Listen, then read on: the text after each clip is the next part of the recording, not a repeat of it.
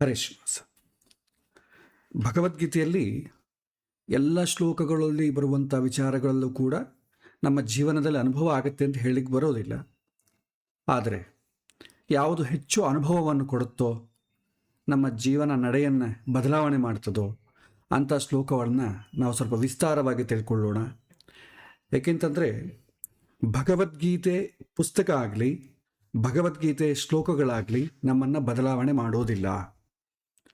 ಭಗವದ್ಗೀತೆಯ ಶ್ಲೋಕಗಳನ್ನು ಅರ್ಥ ಮಾಡಿಕೊಂಡು ನಮ್ಮ ಮನಸ್ಸು ಏನಾದರೂ ಬದಲಾದರೆ ಆ ಬದಲಾದಂಥ ಮನಸ್ಸಿನಿಂದ ನಮ್ಮ ಜೀವನ ಉದ್ಧಾರ ಆಗುತ್ತೆ ಹೊತ್ತು ಕೇವಲ ಪುಸ್ತಕದಿಂದಲೋ ಪುಸ್ತಕ ಪಾರಾಯಣದಿಂದಲೋ ಆಗುವುದಿಲ್ಲ ಅಂತ ಶಾಸ್ತ್ರಕಾರರು ಹೇಳ್ತಾರೆ. ಕಿಂಚಿತ್ ಪ್ರಯೋಜನ ಉಂಟು. ಪಾರಾಯಣ ಮಾಡೋದರಿಂದ ಇವತ್ತಲ್ಲದ್ರೂ ಯಾವತ್ತೋ ಒಂದು ದಿನ ಅದರ ಬಗ್ಗೆ ಅರ್ಥ ತಿಳ್ಕೊಳ್ತೀವಿ ಅಂತಂಬೋ ಭರವಸೆಗೋಸ್ಕರ, ಅದು ಆ ರೀತಿಯಾದಂಥ ಒಂದು ಸಮಯ ಬರುತ್ತೆ ಅಂತೋಸ್ಕರ ನಾವು ಪಾರಾಯಣಾದಿಗಳನ್ನು ಪ್ರೋತ್ಸಾಹ ಮಾಡ್ತೇವೆ. ಎರಡನೇದು, ನಮ್ಮನ್ನು ನೋಡಿ ನಮ್ಮ ವಿದ್ಯಾರ್ಥಿಗಳು, ನಮ್ಮ ಮಕ್ಕಳೆಲ್ಲ ಕೂಡ ಇದರಲ್ಲಿ ಇಷ್ಟು ಪಾರಾಯಣ ಮಾಡ್ತಾ ಇದ್ದಾರೆ ಅಂತಂದರೆ ಇದರಲ್ಲಿ ಏನೋ ಒಂದು ಉಂಟು, ಇದನ್ನು ನಾವು ಸಹ ಪಾರಾಯಣ ಮಾಡಬೇಕು ಅಂತಂಬೋ ಒಂದು ಬದಲಾವಣೆ ಬರುತ್ತೆ. ಹೀಗೆ ಇದಕ್ಕಾಗಿ ಶ್ಲೋಕ ಪಾರಾಯಣ ಆಗಲಿ, ಶ್ಲೋಕ ಕೇಳುವುದಾಗಲಿ ಆಗಿರುತ್ತೆ. ಉತ್ತಮವಾದಂಥ ಕೊನೆಯ ಪ್ರಯೋಜನ ಯಾವಾಗ ಆಗತ್ತೆ ಅಂತಂದರೆ, ಆ ಶ್ಲೋಕದ ಅರ್ಥವನ್ನು ತಿಳಿದು ನಮ್ಮ ಜೀವನದಲ್ಲಿ ಅಳವಡಿಸಿಕೊಂಡು ಅದರ ಅನುಭವವನ್ನು ಪಡೆದಾಗ ಮಾತ್ರವೇ ಅದರ ಪ್ರಯೋಜನ ಆಗುತ್ತೆ. ಕೃಷ್ಣ ಯಾವುದಕ್ಕಾಗಿ ಹೇಳಿದ್ನೋ ಆ ಪ್ರಯೋಜನ ಖಂಡಿತ ಪೂರೈಸುತ್ತೆ ಅಂತ ಹೇಳಬಹುದು. ಇಲ್ಲಿ ಈ ಶ್ಲೋಕ ನೋಡೋಣ. ಇದು ಕಳೆದ ಬಾರಿ ಹೇಳಿದ್ದೆ, ಒಂದ್ಸಲ ಸಮರೈಸ್ ಮಾಡ್ತೇನೆ.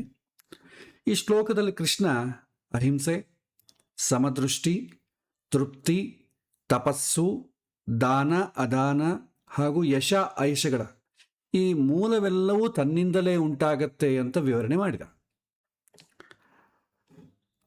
ಅಹಿಂಸೆ ಅಂದರೆ ಕೇವಲ ದೇಹದ ಹಿಂಸೆ ಮಾತ್ರ ಅಲ್ಲ, ಮನಸ್ಸು ಮತ್ತು ಮಾತಿನ ಹಿಂಸೆ ಕೂಡ ಬರುತ್ತೆ.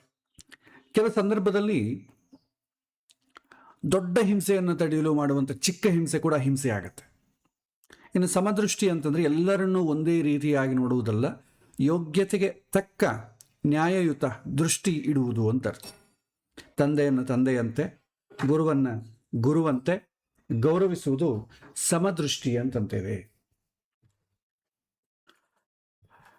ತೃಪ್ತಿ ಇಲ್ಲದಂಥ ಮನಸ್ಸೇ ಮನುಷ್ಯನ ದುಃಖದ ಮೂಲ. ಇಲ್ಲದ್ದನ್ನು ಕೊರಗದೆ ಇದ್ದದ್ದಲ್ಲಿ ಸಂತೋಷ ಪಡುವುದೇ ನಿಜವಾದಂಥ ತೃಪ್ತಿ ಅಂತ ಹೇಳಿದ. ಆಮೇಲೆ ತಪಸ್ಸು ಬಗ್ಗೆ ಹೇಳ್ತಾನೆ. ಕಾಯಕ ತಪಸ್ಸು, ವಾಚಕ ತಪಸ್ಸು, ಮಾನಸಿಕ ತಪಸ್ಸು. ದೇಹ ಮತ್ತು ಮನಸ್ಸು ಈ ನಿಯಂತ್ರಣದಿಂದಲೇ ಅಹಂಕಾರ, ಅಸೂಯೆ ಕರಗುತ್ತೆ ಅಂತ ಹೇಳ್ತಾರೆ. ಕೊನೆಯದಾಗಿ ದಾನ ಪುಣ್ಯವನ್ನು ಹೆಚ್ಚಿಸ್ತದೆ, ಅದು ದಾನ. ಕೀರ್ತಿ ಅಥವಾ ಪ್ರದರ್ಶನಕ್ಕಾಗಿ ಮಾಡಿದರೆ ಅದು ಅದಾನ ಅಂತಂತಾರೆ. ಯೋಗ್ಯ ಕಾಲದಲ್ಲಿ ದೇಶ ಮತ್ತು ವ್ಯಕ್ತಿಗೆ ನಿಷ್ಕಾಮವಾಗಿ ಮಾಡುವುದೇ ನಿಜವಾದಂಥ ದಾನ.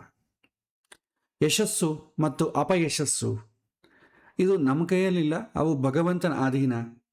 ಅಪವಾದ ಬಂದಾಗಲೂ ಸಮಚಿತ್ತದಿಂದ ಇರುವುದನ್ನು ಕೃಷ್ಣ ತನ್ನ ಜೀವನದಿಂದಲೇ ತೋರಿಸಿದ್ದಾನೆ. ಹೀಗೆ ಜೀವನಗಳಲ್ಲಿ ಎಲ್ಲ ಭಾವಗಳು ಕೂಡ ಭಗವಂತನಿಂದಲೇ ಉಂಟಾಗ್ತದೆ ಎಂಬ ಈ ಉಪದೇಶ ಮಾನಸಿಕ ಉಪಾಸನೆಯನ್ನು ಆಳವಾಗಿ ತತ್ವವನ್ನು ಬೋಧಿಸುತ್ತೆ. ಈಗ ಇದನ್ನು ಕೇಳಿದ ನಂತರ ನಮಗೆ ಪ್ರಶ್ನೆಗಳು ಬರುತ್ತೆ. ವಿದ್ಯಾರ್ಥಿಗಳು ಇದನ್ನು ಒಬ್ಬರಿಬ್ಬರು ಪ್ರಶ್ನೆ ಕೇಳಿದ್ದಾರೆ. ಈ ದಾನ ಅಂತಂಬೋ ವರ್ಡ್ ಬಂದಾಗೆಲ್ಲ ಕೂಡ ರಿಪೀಟ್ ಆಗುವಂಥ ಪ್ರಶ್ನೆ ಇದು. ದಾನ ಅಂದರೆ ಏನು? ದಾನಕ್ಕೆ ತಕ್ಕ ಪಾತ್ರ ಸಿಗದೇ ಇದ್ರೆ ಏನು ಮಾಡಬೇಕು? ಈ ಕಾಲದಲ್ಲಿ ದಾನಕ್ಕೆ ಒಳ್ಳೆ ಪಾತ್ರ ಸಿಗೋದಿಲ್ಲ, ಏನು ಮಾಡ್ಬೇಕು ಅವಾಗ? ನಾವು ಯಾವುದೊಂದು ದಾನ ಮಾಡೋಣವೋ ಆದರೆ ಬಿಡಬೇಕು ಅಂತಂಬ ಒಂದು ಪ್ರಶ್ನೆ. ಯಾವ ದಾನ ಮಾಡಿದ್ರೆ ಶ್ರೇಷ್ಠ? ಯಾಕಂದರೆ ಹಲವಾರು ದಾನಗಳು ಹೇಳ್ತಾರೆ. ಹಬ್ಬ ಹರಿದಿನಗಳಲ್ಲಿ ದಾನ ಬರುತ್ತೆ. ಅದು ಅಲ್ಲದೆ ವಿಶೇಷವಾಗಿ ಪುಣ್ಯ ಸಂಪಾದನೆ ಮಾಡಿಕೊಳ್ಬೇಕಾದ್ರೆ ನೀವು ಈ ದಾನ ಮಾಡಬೇಕು ಅಂತ ಪ್ರವಚನಗಳಲ್ಲೂ ನಾವು ಕೇಳ್ತಾ ಇರ್ತೇವೆ.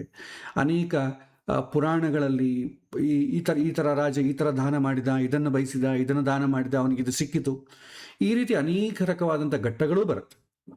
ಹಾಗಾಗಿ ಯಾವ ದಾನ ಶ್ರೇಷ್ಠ ಅಂತಂಬೋದು ಕೂಡ ಒಂದು ಪ್ರಶ್ನೆಯನ್ನು ಹಾಕಿದ್ದಾರೆ.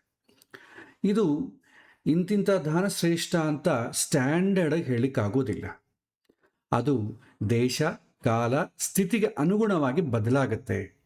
ಆದರೆ ಈ ದಾನದ ಉದ್ದೇಶ ಏನು ನಾವು ತಿಳ್ಕೊಂಡ್ರೆ, ಈ ದಾನದ ಹಿಂದೆ ಏನಿರಬೇಕು, ಏನು ಇದ್ದಾಗ ಅದು ಸತ್ಪಾತ್ರ ದಾನ ಆಗುತ್ತೆ. ಯಾಕಂದರೆ ಎಲ್ಲ ಕಾಲದಲ್ಲೂ ಕೂಡ ನಮಗೆ ಸತ್ಪಾತ್ರ ಸಿಗಬೇಕು ಅಂತ ಏನಿಲ್ಲ. ಈ ಕಾಲದಲ್ಲಿ ನಮಗೆ ಸಿಗೋದು ಕಷ್ಟ ಅಂತ ನಾವು ಅಂದುಕೊಳ್ತಾ ಇದ್ದೇವೆ. ಯಾವ ಕಾಲದಲ್ಲೂ ಆದರೂ ಕೂಡ ಸತ್ಪಾತ್ರನ ಸಿಗಬೇಕಾದ್ರೆ ತುಂಬ ಕಷ್ಟ, ಅವನು ಗುರ್ತಿಸಬೇಕಾದ್ರೆ ತುಂಬ ಕಷ್ಟ. ಈ ಥರ ಕಷ್ಟ ಸಮಯದಲ್ಲಿ ನಾವು ಏನು ಮಾಡಬೇಕು ಅಂತಂಬುದನ್ನು ಇವತ್ತಿನ ದಿನ ಸ್ವಲ್ಪ ವಿಸ್ತಾರವಾಗಿ ಹೇಳಿ ಮತ್ತೆ ಮುಂದಿನ ಶ್ಲೋಕಕ್ಕೆ ನಾವು ಹೋಗೋಣ.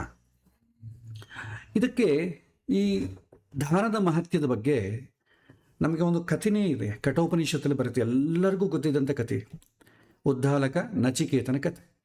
ಅದು ನಮಗೆ ಒಂದು ರೀತಿಯಾದಂಥ ಒಂದು ಫ್ಲೋ ಅಲ್ಲಿ ಬರುತ್ತೆ. ಅದು ದಾನ ಇದರ ಬಗ್ಗೆ ತಗೊಂಡಾಗ ಅದು ಇನ್ನೊಂದು ರೀತಿಯಾದಂಥ ನಮಗೆ ವಿಸ್ತಾರವಾದ ದಾನದ ಮಹತ್ಯವನ್ನು ತೋರಿಸಿಕೊಡುತ್ತೆ.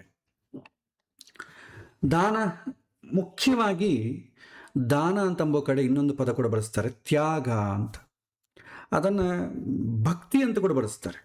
ಸೊ ಭಕ್ತಿಯಿಂದ ದಾನ ಮಾಡಬೇಕು ಅಂತ ಹೇಳ್ತಾರೆ. ಭಕ್ತಿ ಅಂತಂಬೋದಕ್ಕೆ ಮೆಷರ್ ಏನಂತಂದರೆ ಪ್ರೀತಿ ಅಂತ ಅರ್ಥ. ಭಕ್ತಿ ಅಂದರೆ ಅಂತರದ ಅರ್ಥ ಅಂದರೆ ಪ್ರೀತಿ. ಆ ಪ್ರೀತಿ ಒಬ್ಬೊಬ್ಬ ವ್ಯಕ್ತಿ ಮುಂದೆ ಒಂದೊಂದು ರೀತಿಯಾಗಿ ತೆರೆದುಕೊಳ್ಳುತ್ತೆ.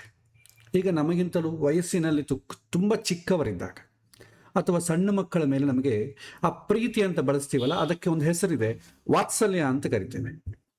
ಸಮಾನ ಸ್ಕಂದರು ಸೇಮ್ ಏಜ್ ಗ್ರೂಪಲ್ಲಿದ್ದರೆ, ಯಾವ ಥರ ರಿಲೇಷನ್ಶಿಪ್ ಇರೋದು, ಸೇಮ್ ಏಜ್ ಗ್ರೂಪ್ ಇದ್ದರೆ ಅವರ ಮಧ್ಯದಲ್ಲಿ ಇರುವಂಥ ಪ್ರೀತಿಯನ್ನು ಸ್ನೇಹ ಅಂತ ಕರಿತೇವೆ ಅಥವಾ ಮೈತ್ರಿ ಅಂತ ಕರಿತೇವೆ. ನಮಗಿಂತಲೂ ಸ್ವಲ್ಪ ಹಿರಿಯರಿರ್ತಾರೆ ಅಥವಾ ಗುರುಗಳು, ಟೀಚರ್ಸ್, ಇವರನ್ನು ನಾವೇನಂತೀವಿ, ಅವರ ಇಬ್ಬರ ಮಧ್ಯದಲ್ಲಿರುವಂಥ ಪ್ರೀತಿಯನ್ನು ಗೌರವ ಅಂತ ಕರಿತೇವೆ.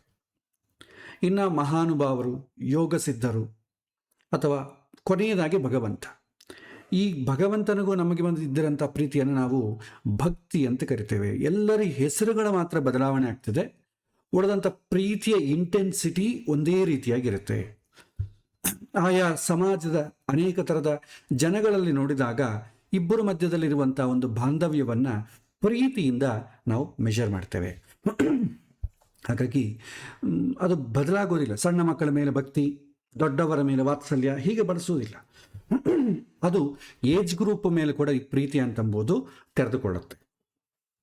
ಹಾಗಾಗಿ ಪ್ರೀತಿ ಅಂತಂಬೋದು ಏನು ಬಯಸುತ್ತೆ ಅಂತ ಕೇಳಿದ್ರೆ, ಪ್ರೀತಿ ವೃದ್ಧಿ ಆಗಬೇಕಾದ್ರೆ, ಪ್ರೀತಿ ಜಾಸ್ತಿ ಅವನಲ್ಲಿ ಗಾಢವಾಗಿ ಕಾನ್ಸಂಟ್ರೇಷನ್ ಆಗಿದೆ ಅಂತಂಬೋದಕ್ಕೆ ಸೂಚನೆ ಏನಂತಂದರೆ, ಅದಕ್ಕೆ ಇನ್ನೊಂದು ಗುಣ ಬೇಕು, ತ್ಯಾಗ.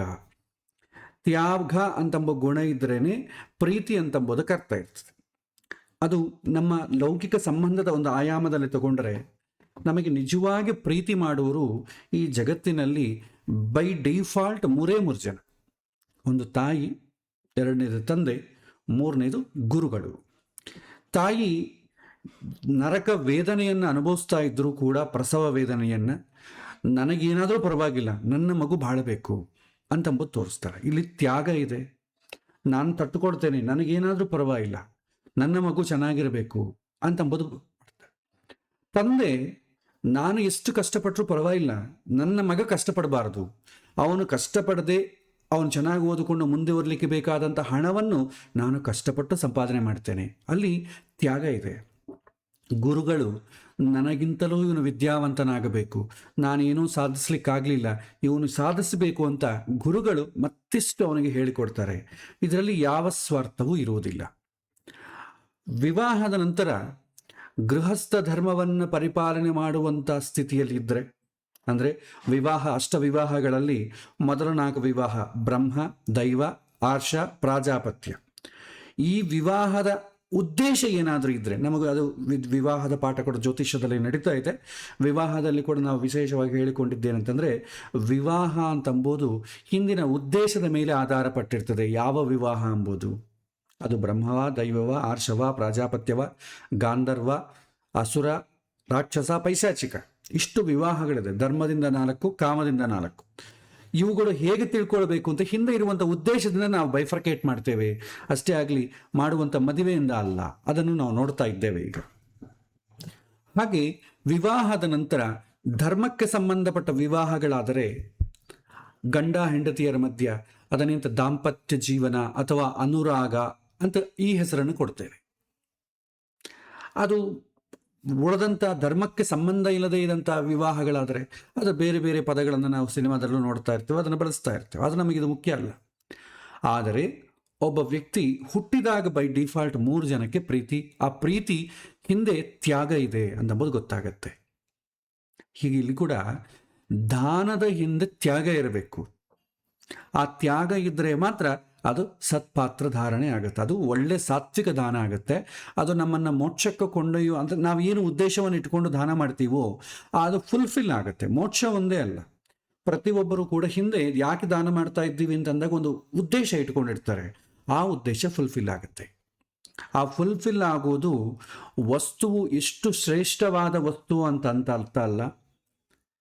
ಶ್ರೇಷ್ಠತೆ ಅಂತಂಬುದು ಡಿಪೆಂಡ್ ಆಗೋದು ಕೂಡ ಯಾರಿಗೆ ಕೊಡ್ತಾ ಇದ್ದೇವೆ, ಅವನಿಗೆ ಅವಶ್ಯಕತೆ ಇದೆಯೋ ಇಲ್ಲವೋ, ನೆಕ್ಸ್ಟ್ ನನ್ನ ಹಿಂದಿನ ದಾನ ಕೊಡುವ ಉದ್ದೇಶ ಏನು.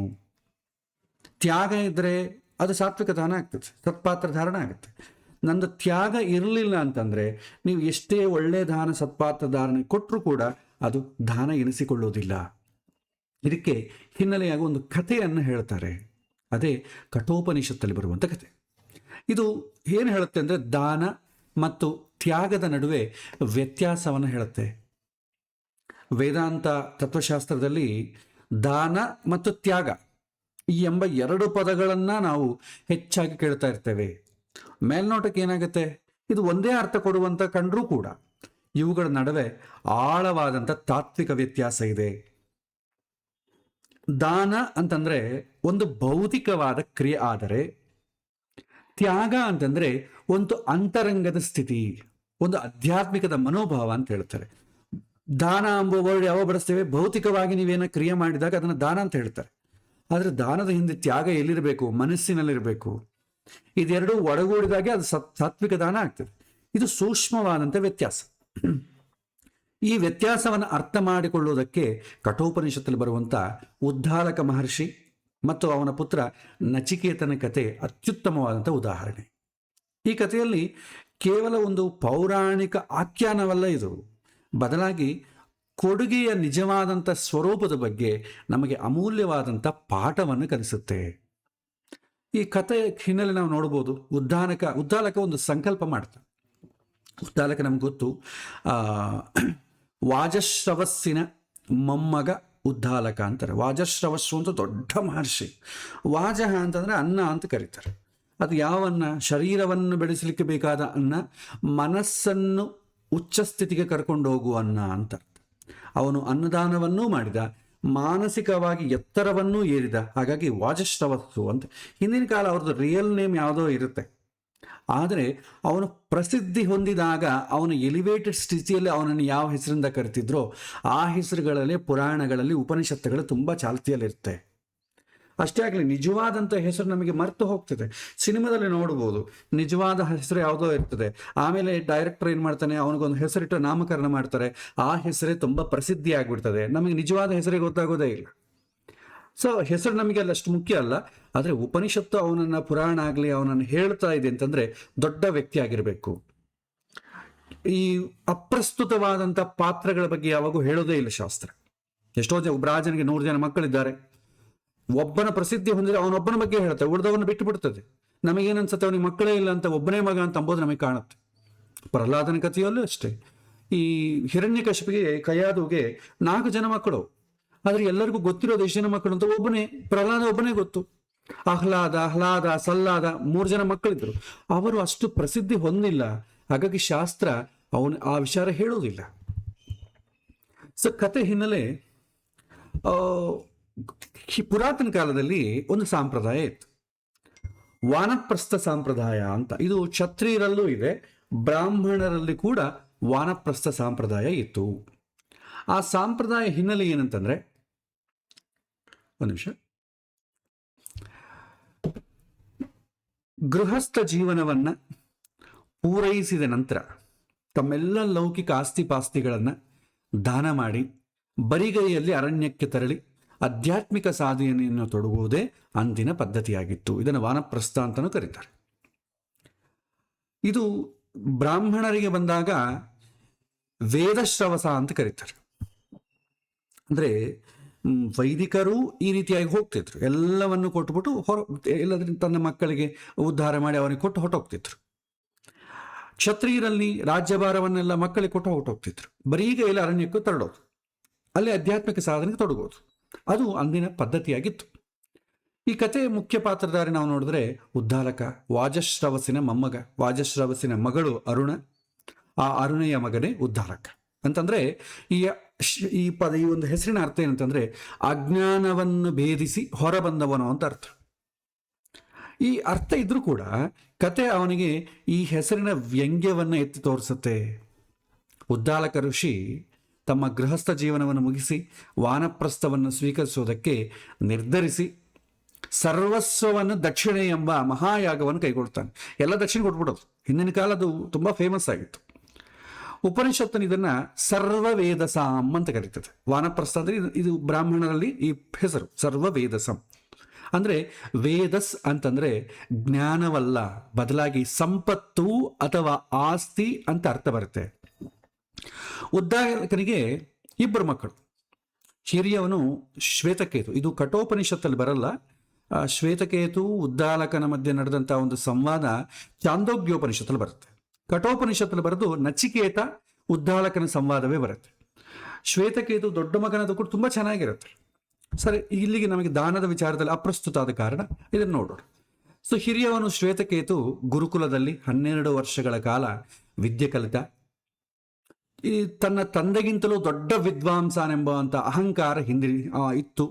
ಆ ಅಹಂಕಾರದಿಂದ ಮನೆಯಿಂದ ತೆರಳುತ್ತಾನೆ. ಆಮೇಲೆ ಎರಡನೇ ಮಗ ಕಿರಿಯವನು ನಚಿಕೇತ. ಇವನು ಅಂತರ್ಮುಖಿ, ಒಂದು ಇಂಟ್ರೋವರ್ಟ್. ಹೊರನೋಟಕ್ಕೆ ಮಂದಬುದ್ಧಿಯಿಂದ ಕಾಣ್ತಾರೆ, ಯಾತಕ್ಕೂ ಉಪಯೋಗ ಇಲ್ಲದ ಹುಡುಗ ಅಂತ ಇರ್ತಿತ್ತು. ಹಾಗಾಗಿ ಅವನು ಗುರುಕುಲಕ್ಕೆ ಕಳಿಸದೆ, ಇವನು ಏನು ಉಪಯೋಗ ಇಲ್ಲ, ಸುಮ್ಮನೆ ಇಂಟ್ರೋವರ್ಟು, ಬಾಯ್ತ ಏನೋ ಕೇಳಿದ್ರೂ ಮಾತಾಡೋದಿಲ್ಲ, ಇಂಥ ಹುಡುಗನ ಗುರುಕುಲಕ್ಕೆ ಕಳಿಸಿ ಅವರನ್ನ ಯಾಕೆ ಗೋಳಾಡಿಸ್ಬೇಕು ಅಂತ ಹೇಳಿ ಅವನು ಮನೆಯಲ್ಲೇ ಇದ್ದ. ಏನೋ ಅಪ್ಪ ಅಮ್ಮ ಯಾರನ್ನ ಹೇಳಿದ ಕೆಲಸವನ್ನ ಮಾಡ್ಕೊಳ್ತಾ ಆರಾಮಾಗಿದ್ದ. ಅವನ ಹೆಸರು ನಚಿಕೇತ. ಅಂತ ನಚಿಕೇತ ಅಂದ್ರೇನು? ಇದು ಕೂಡ ಹೆಸರು ಆ ಪದದಿಂದ ನಾವು ನೋಡಿದ್ರೆ ನಚಿಕೇತ ಅಂದ್ರೆ ಏನನ್ನೋ ಮಾಡದವನು ಅಂತ ಅರ್ಥ. ಹಿಂದಿನ ಕಾಲದಲ್ಲಿ ನಿಕ್ ನೇಮ್ ಇಡ್ತಾರಲ್ಲ, ಅವರು ಸಂಸ್ಕೃತದಲ್ಲಿ ನಿಕ್ ನೇಮ್ಸ್ ಇಡ್ತಿದ್ರೇನು. ಇದು ಒರಿಜಿನಲ್ ಹೆಸರು ಇಡ್ಲಿಕ್ಕಿಲ್ಲ, ಯಾಕಂದ್ರೆ ನಚಿಕೇತ ಅಂತಂದ್ರೆ ಏನನ್ನೋ ಮಾಡದವನು ಅಂತ ಅರ್ಥ. ಯಾವ ತಂದೆ ಕೂಡ ತನ್ನ ಮಗನಿಗೆ ಈ ತರ ಹೆಸರು ಇಡೋದಿಲ್ವಲ್ಲ. ಬಹುಶಃ ಅವನ ಗುಣವನ್ನು ಹಿಡಿದು ಈ ಹೆಸರು ಇಡಬೇಕು ಅಂತ ಅನ್ಸುತ್ತೆ, ಗೊತ್ತಿಲ್ಲ. ಸೊ ಈ ಹೆಸರೇ ಅವನ ಸ್ಥಿತಿಯನ್ನು ಸೂಚಿಸುವಂಥದ್ದು. ಉದ್ದಾಲಕ ಈ ಮಹಾಯಾಗವನ್ನು ಕೈಗೊಂಡಿದ್ದರೆ ಹಿಂದೆ ಮುಖ್ಯ ಪ್ರೇರಣೆ ಅತ್ಯಂತ ಸ್ಪಷ್ಟವಾಗಿತ್ತು. ಹಿಂದೆ ಉದ್ದೇಶ ಏನು? ಈ ಮಹಾಯಾಗ, ಈ ದಾನವನ್ನು, ಸರ್ವಸ್ವವನ್ನು ದಾನ ಕೊಟ್ಟು ಯಾಕೆ ಹೋಗಬೇಕು ಅಂತ. ಸೊ ಸ್ವರ್ಗವನ್ನು ಪಡೆಯಬೇಕು ಅಂತಂಬ ಆಸೆ ಇತ್ತು. ಯಾಕೆಂದ್ರೆ ಶಾಸ್ತ್ರದಲ್ಲಿ ಹೇಳ್ತಾರೆ, ಸರ್ವಸ್ವವನ್ನು ದಾನ ಮಾಡಿದ್ರೆ ಸ್ವರ್ಗ ಸಿಗುತ್ತೆ. ನಮಗೆ ಇವತ್ತು ಪ್ರವಚನಗಳಲ್ಲಿ, ಪುಸ್ತಕಗಳಲ್ಲಿ, ಹರಿಹಬ್ಬದಲ್ಲಿ ಇಂಥ ಪುಣ್ಯ ಮಾಡ್ರೆ ಇಂಥ ಸಿಗತ್ತೆ ಅಂತ ನಮಗೆ ಗೊತ್ತಿರಲ್ಲ. ಅದೇ ಥರ ಉಪನಿಷತ್ತು ಇದನ್ನೇನು ಹೇಳುತ್ತೆ? ಸ್ವರ್ಗಂ ಉಷನ್ ಅಂತ ಹೇಳುತ್ತೆ. ಅಂದರೆ ಉದ್ದಾಲಕ ತಮ್ಮ ಭೌತಿಕ ವಸ್ತುಗಳನ್ನು ತ್ಯಜಿಸಿದ್ದನೇ ಹೊರತು ಸ್ವರ್ಗವನ್ನು ಪಡಿಬೇಕೆಂಬ ತನ್ನ ಆಸೆ ಅಂದರೆ ಕಾಮನೆ ಇದು ತ್ಯಜಿಸಿರಲಿಲ್ಲ. ಈ ಅಂತರಂಗದ ಕೊರತೆಯೇ ಕಥೆಯ ಮುಂದಿನ ಮಹತ್ವದ ತಿರುಗುವಿಕೆಯ ಕಾರಣ ಆಗ್ತದೆ. ಸೊ ಇದು ಏನು ಮುಖ್ಯವಾಗಿ ಏನಾಗುತ್ತೆ ಅಂದರೆ ದಾನದಲ್ಲಿ ದೋಷ. ಈ ದಾನದಲ್ಲಿ ನಾವು ದೋಷವನ್ನು ನೋಡಿದರೆ ನಚಿಕೇತ ಅದನ್ನು ಸೂಕ್ಷ್ಮವಾಗಿ ಗ್ರಹಿಸ್ತಾನೆ. ಸೊ ಯಾವುದೇ ಒಂದು ಕ್ರಿಯೆಯ ಮೌಲ್ಯ ಅದರ ಬಾಹ್ಯ ರೂಪಕ್ಕಿಂತ ಹೆಚ್ಚಾಗಿ ಅದರ ಹಿಂದಿರುವಂಥ ಉದ್ದೇಶ ಮತ್ತು ಗುಣಮಟ್ಟವನ್ನು ಅವಲಂಬಿಸಿರುತ್ತೆ. ಸೊ ತನ್ನ ತಂದೆಯ ನಡೆಸುತ್ತಿದ್ದಂಥ ಯಾಗವನ್ನು ನೋಡುತ್ತಿದ್ದಂಥ ಬಾಲಕ ನಚಿಕೇತ ಗ್ರಹಿಸಿದ್ದು ಈ ಸತ್ಯವನ್ನು. ಉದ್ದಾಲಕನು ಮಾಡುತ್ತಿದ್ದಂಥ ದಾನದಲ್ಲಿ ಗಂಭೀರ ದೋಷವನ್ನು ಅವನು ಗುರುತಿಸ್ತಾನೆ. ಮೊದಲನೇದಾಗಿ ಉದ್ದಾಲಕ ಏನು ಮಾಡ್ತಾನೆ? ಸಂಪೂರ್ಣ ನಿರಪೇಕ್ಷೆಯಿಂದ ದಾನ ಮಾಡ್ತಾ ಇರಲಿಲ್ಲ. ಅವನು ತನ್ನಲ್ಲಿದ್ದಂಥ ಒಳ್ಳೆಯ ಹಾಲು ಕೂಡ, ಆಗಿನ ಕಾಲದಲ್ಲಿ ಏನಂದ್ರೆ ಸಂಪತ್ತು ಅಂದರೆ ಏನು? ಸಂಪತ್ತು ಅಂದರೆ ಯಾವ ಋಷಿ ಮನೆಗಳಲ್ಲಿ ಏನಿರ್ತದೆ? ಮಣ್ಣಿನ ಪಾತ್ರೆಗಳಿರ್ತದೆ, ಬಟ್ಟೆಗಳು ಕೂಡ ಅವ್ರ ಹತ್ರ ಏನಿರಲ್ಲ. ಇನ್ನೇನಿರುತ್ತೆ ಅವ್ರ ಹತ್ರ ಸಂಪತ್ತು? ಬ್ಯಾಂಕ್ ಬ್ಯಾಲೆನ್ಸ್ ಇರಲ್ಲ, ಬಂಗಾರದ ಚಿನ್ನದ ಆಭರಣಗಳಿರಲ್ಲ, ಬಂಗಾರದ ಕಾಯಿನ್ಸ್ ಇರೋದಿಲ್ಲ. ಇನ್ನೇನಿರುತ್ತೆ ಅವ್ರ ಹತ್ರ ಅಂದರೆ ಆಗಿನ ಕಾಲ ಸಂಪತ್ತು ಅಂತಂದರೆ ಪಶುಗಳು. ಈಗ ಕರೆನ್ಸಿ ಅಂತಂಬುದು ಬಂದಿದಾಗ ಹಿಂದಿನ ಕಾಲದಲ್ಲಿ ಎಷ್ಟು ಪಶುಗಳು ಇತ್ತೋ ಎಷ್ಟು ಧನಗಳಿತ್ತೋ ಅಷ್ಟು ಶ್ರೀಮಂತ ಅಂತ ಅರ್ಥ. ಯಾಕೆಂದರೆ ಅದು ಏನು ಮಾಡ್ತದೆ, ಅದು ಹೊರಗೆ ಹೋಗ್ತದೆ. ಇವತ್ತಿನ ನಮಗೆ ಸಿಟಿ ಲೈಫಲ್ಲಿ ಈಗೆಲ್ಲ ಕೂಡ ನಮಗೇನು ಅಷ್ಟು ಗ್ರೀನ್ರಿ ಕಾಣಲ್ಲ. ಹಿಂದಿನ ಕಾಲ ಏನು ಮಾಡ್ತೇವೆ, ಅದೇ ಹೋಗ್ತಿತ್ತು, ಎಲ್ಲ ಹೋಗಿ ಮೇಯ್ ಬರ್ತಿತ್ತು, ಮನೆಗೆ ಬಂದು ಹಾಲು ಕೊಡ್ತಿತ್ತು, ಇದು ಇತ್ತಿತ್ತು. ಹಾಗಾಗಿ ಹೆಚ್ಚು ಸಂಪತ್ತು ಎಲ್ಲ ಋಷಿಮುನಿಗಳು ಕೂಡ ಇದೇ ಇರ್ತದೆ. ಯಾಕಂದರೆ ದಾನಗಳು ಕೊಡ್ತಿದ್ರು, ಅದನ್ನೇ ಹಟ್ಟಿಯಲ್ಲಿ ಕಟ್ಟಿ ಹಾಕಿ ಅದನ್ನು ಮೇಯಿಸಿಕೊಂಡು ಬಂದು ವಿದ್ಯಾರ್ಥಿಗಳು ಅದರಿಂದ ಹಾಲು ಕಡಿತಿದ್ರು. ಇದನ್ನೇ ಸಂಪತ್ತು ಅಂತ ಮಾಡ್ತಾರೆ. ಈಗ ಸರ್ವಸ್ವವನ್ನು ದಾನ ಮಾಡಬೇಕು ಅಂತಂದರೆ ಇರೋದು ಹಸುಗಳ, ಇನ್ನೇನಿದೆ, ಬಟ್ಟೆಗಳಿರೋಲ್ಲ, ಮನೆಗಿರುವಂಥ ಮಣ್ಣಿನ ಪಾತ್ರೆಗಳು, ಅವರು ಯಾವ ಆ ಭಂಗ ಚಿನ್ನಾಭರಣಗಳನ್ನು ಧರಿಸೋದಿಲ್ಲ, ಇನ್ನೇನಿರ್ತಾವೆ ಅವ್ರ ಮನೆಗೆ ಕೊಡಲಿಕ್ಕೆ. ಹಾಗಾಗಿ ಸರ್ವಸ್ವ ದಾನ ಅಂತಂದರೆ ಹಿಂದಿನ ಕಾಲದಲ್ಲಿ ಪಶುಗಳನ್ನು ದಾನ ಮಾಡ್ತಿದ್ರು. ರಾಜರಾಗಲಿ, ನಮಗೆ ಇದರಲ್ಲಿ ಬರುತ್ತೆ, ಭಾಗವತದಲ್ಲೂ ಬರುತ್ತಲ್ವ.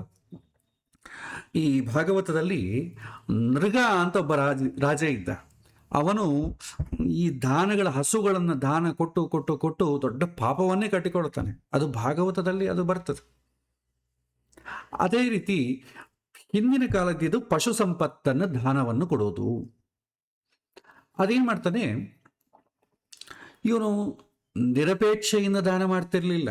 ಅವನು ತನ್ನಲ್ಲಿದ್ದಂಥ ಒಳ್ಳೆಯ ಹಾಲು ಕೊಡುವ ಹಸುಗಳನ್ನೆಲ್ಲ ತನ್ನ ಬಂಧು ಬಾಂಧವರಿಗೆ ಕೊಡ್ತಾನೆ. ನಮ್ಮಲ್ಲಿ ಅಷ್ಟೇ ಅಲ್ವಾ, ಏನಾದರೂ ನಾವು ಬೇರೆ ಊರಿಗೆ ಹೋಗಬೇಕು, ವಿದೇಶಕ್ಕೆ ಹೋಗಬೇಕು, ಅಥವಾ ಬೇರೆ ಮನೆಗೆ ಹೋಗಬೇಕು ಅಂತಂದಾಗ ಏನು ಮಾಡ್ತೇವೆ, ನಮ್ಮಲ್ಲಿದ್ದೆಲ್ಲ ಏನು ಮಾಡ್ತೇವೆ, ಚೆನ್ನಾಗಿ ಒಳ್ಳೆಯದೆಲ್ಲ ಏನು ಮಾಡ್ತೇವೆ, ನಮ್ಮ ಬಂಧು ಬಾಂಧವರಿಗೆ ಕೊಟ್ಬಿಡ್ತೇವೆ. ಅವರು ನಮ್ಮನ್ನು ಪ್ರೀತಿ ಮಾಡ್ತಾರೋ ಇಲ್ವೋ, ನಮ್ಮೂರಿಗೆ ಕೊಡೋಣ.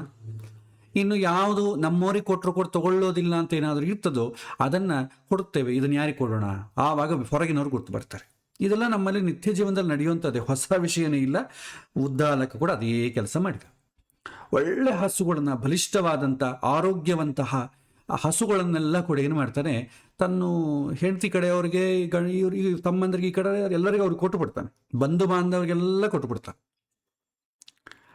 ಪಕ್ಷಪಾತವನ್ನು ತೋರಿಸ್ತಾ ಇದೆ ಈ ರೀತಿ. ನಂತರ ಇತರ ಬ್ರಾಹ್ಮಣರಿಗೆ ದಾನವೆಂದು ನೀಡ್ತಿದ್ದು ಕೇವಲ ನಿರುಪಯುಕ್ತವಾದ ಹಸುಗಳನ್ನು.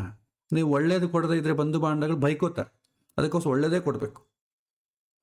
ಹೊರಗಿನವರು ನೀವು ಯಾವುದು ಕೊಟ್ಟರು ತೊಗೊಂಡೋದ್ರೆ ಅವ್ರೇನು ಅನ್ನೋದಿಲ್ಲ, ಅಂದರೂ ಕೂಡ ನಮಗೇನು ಕೇಳೋದಿಲ್ಲ. ಸೊ ನಚಿಕೇತ ಅವುಗಳ ಸ್ಥಿತಿಯನ್ನು ಸೂಕ್ಷ್ಮವಾಗಿ ಗಮನಿಸಿದ. ನಚಿಕೇತ ತಂದೆಯನ್ನು ಕೇಳ್ತಾನೆ, ರಿಕ್ವೆಸ್ಟ್ ಮಾಡಿಕೊಳ್ತಾನೆ, ಪಿತೋದಕಾಹ ಅಂತ ಹೇಳ್ತಾನೆ. ಇನ್ನು ಮುಂದೆ ನೀರು ಕುಡಿಯುವ ಶಕ್ತಿಯೂ ಇಲ್ಲದಷ್ಟು ಕುಡಿದು ಮುಗಿಸಿದಂಥ ಹಸುಗಳು, ಅಂದರೆ ಜೀರ್ಣವಾಗುವುದು ಪೂರ್ತಿ. ಜಗ್ಧತೃಣಾಹ ಅಂತ ಹೇಳ್ತಾರೆ. ಇನ್ನು ಹಲ್ಲು ಜಗಿಯುವಂಥ ತ್ರಾಣವೇ ಇಲ್ಲದಷ್ಟು ಜಗಿದು ಮುಗಿಸಿದಂಥ ಹಸುಗಳು. ದುಗ್ಧದೋಹ ಅಂತ ಹೇಳ್ತಾರೆ. ಹಾಲು ಕೊಡುವಂಥ ಸಾಮರ್ಥ್ಯವನ್ನು ಸಂಪೂರ್ಣವಾಗಿ ಕಳೆದುಕೊಂಡಿದ್ದಂಥ ಹಸುಗಳು. ನಿರೀಂದ್ರಿಯ, ಕರು ಹಾಕುವಂಥ ಪ್ರಜನನ ಶಕ್ತಿಯೇ ಕಳೆದುಕೊಂಡಂಥ ಹಸುಗಳು. ಈ ದಾನ ಮೂಲಭೂತವಾಗಿಯೇ ದೋಷಪೂರಿತವಾಗಿದೆ. ಯಾಕೆಂತಂದರೆ ಉದ್ದಾಲಕ ಅವನು ಉಪಯುಕ್ತವಾದಂಥ ವಸ್ತುಗಳನ್ನು ನೀಡಿರ್ತಿರ್ಲಿಲ್ಲ, ಬದಲಾಗಿ ತನ್ನ ಸಮಸ್ಯೆಗಳನ್ನು ಇನ್ನೊಬ್ಬರಿಗೆ ದಾನ ಮಾಡ್ತಿದ್ದ. ಇದು ಯಾರು ತಗೊಳ್ಳಿದ್ರೆ ಏನು ಮಾಡಬೇಕು, ಯಾರಿಗೊಬ್ಬರು ಕೊಟ್ಬಿಡೋಣ. ನಾವು ಅಷ್ಟೇ ಸಿಟಿಯಲ್ಲಿ ಯಾವುದೋ ಒಂದು ಮನೆಗೆ ಕೆಲಸಕ್ಕೆ ಬಾರದ ಸಾಮಾನ್ಯತೆ ಬಳಸಲೇ ಇರೋದು. ಏನು ಮಾಡ್ತೇವೆ, ಯಾರನ್ನ ಕೆಲಸದವ್ರಿಗೆ ಅವ್ರನ್ನ ಕೇಳ್ತೇವೆ, ಅವ್ರು ನಾವು ಕೂಡ ತಗೊಳ್ಳೋದಿಲ್ಲ ಅಂತಂದ್ರೆ ಏನು ಮಾಡ್ತೇವೆ, ಹೋಗಿ ರಸ್ತೆಯಲ್ಲಿ ಎಲ್ಲ ಒಂದು ಕಡೆ ಡಂಪ್ ಮಾಡಿರ್ತಾರಲ್ಲ, ಅಲ್ಲಿ ತೊಗೊಂಡೆ ಹಾಕಿ ಬರ್ತೇವೆ. ಸೊ ಈ ರೀತಿ ನನಗೆ ಸಮಸ್ಯೆ ಕೊಡುವಂಥ ವಿಚಾರ ಇನ್ನೊಬ್ಬರಿಗೆ ದಾನ ಮಾಡೋದು. ನಾಳೆ ಸತ್ತು ಹೋಗುವಂಥದ್ದು ಯಾವುದೇ ಪ್ರಯೋಜನಕ್ಕೆ ಬಾರದಂಥ ಹಸುಗಳನ್ನು ದಾನವಾಗಿ ನೀಡಿ ಅವುಗಳನ್ನು ಪಡೆದವರಿಗೆ ಮತ್ತಷ್ಟು ಹೊರೆಯುಂಟು ಮಾಡ್ತಿದ್ದ. ಇಂತಹ ದೋಷಪೂರಿತವಾದಂಥ ದಾನದ ಪರಿಣಾಮವನ್ನು ನಚಿಕೇತ ಸ್ಪಷ್ಟವಾಗಿ ಅರಿತಿದ್ದ. ಈ ಕಾರ್ಯ ತಂದೆಯನ್ನು ಸ್ವರ್ಗಕ್ಕೆ ಕೊಂಡೊಯ್ಯುವುದು ಬದಲಾಗಿ ಆನಂದ ತಾಮತ ಲೋಕಾಹ ಅಂತ ಹೇಳ್ತಾರೆ. ಅಂದರೆ ಆನಂದವೇ ಇಲ್ಲದ ದುಃಖಮಯವಾದ ನರಕಕ್ಕೆ ತಳ್ಳುತ್ತದೆ ಅಂತ ಅವನು ಚಿಂತಿಸಿದ ಮನಸ್ಸಿನಲ್ಲಿ.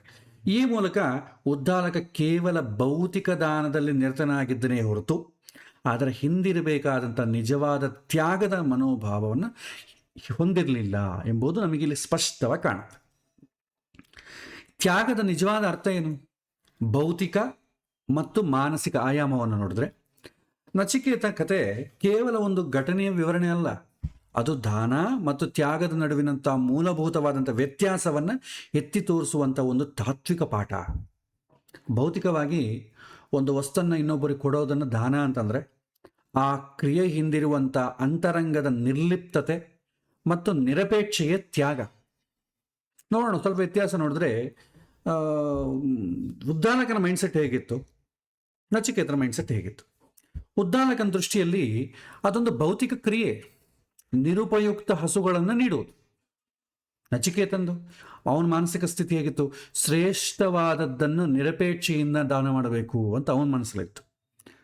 ಉದ್ದಾಲಕನ ಮನಸ್ಸಿನಲ್ಲಿ ವಸ್ತುವನ್ನು ಬಿಡುವುದು, ತನ್ನ ಸಮಸ್ಯೆಗಳನ್ನು ಬೇರೆಯವರಿಗೆ ವರ್ಗಾಯಿಸುವುದು ಅಂತ ಅವನ ಮನಸ್ಸಿನಲ್ಲಿ.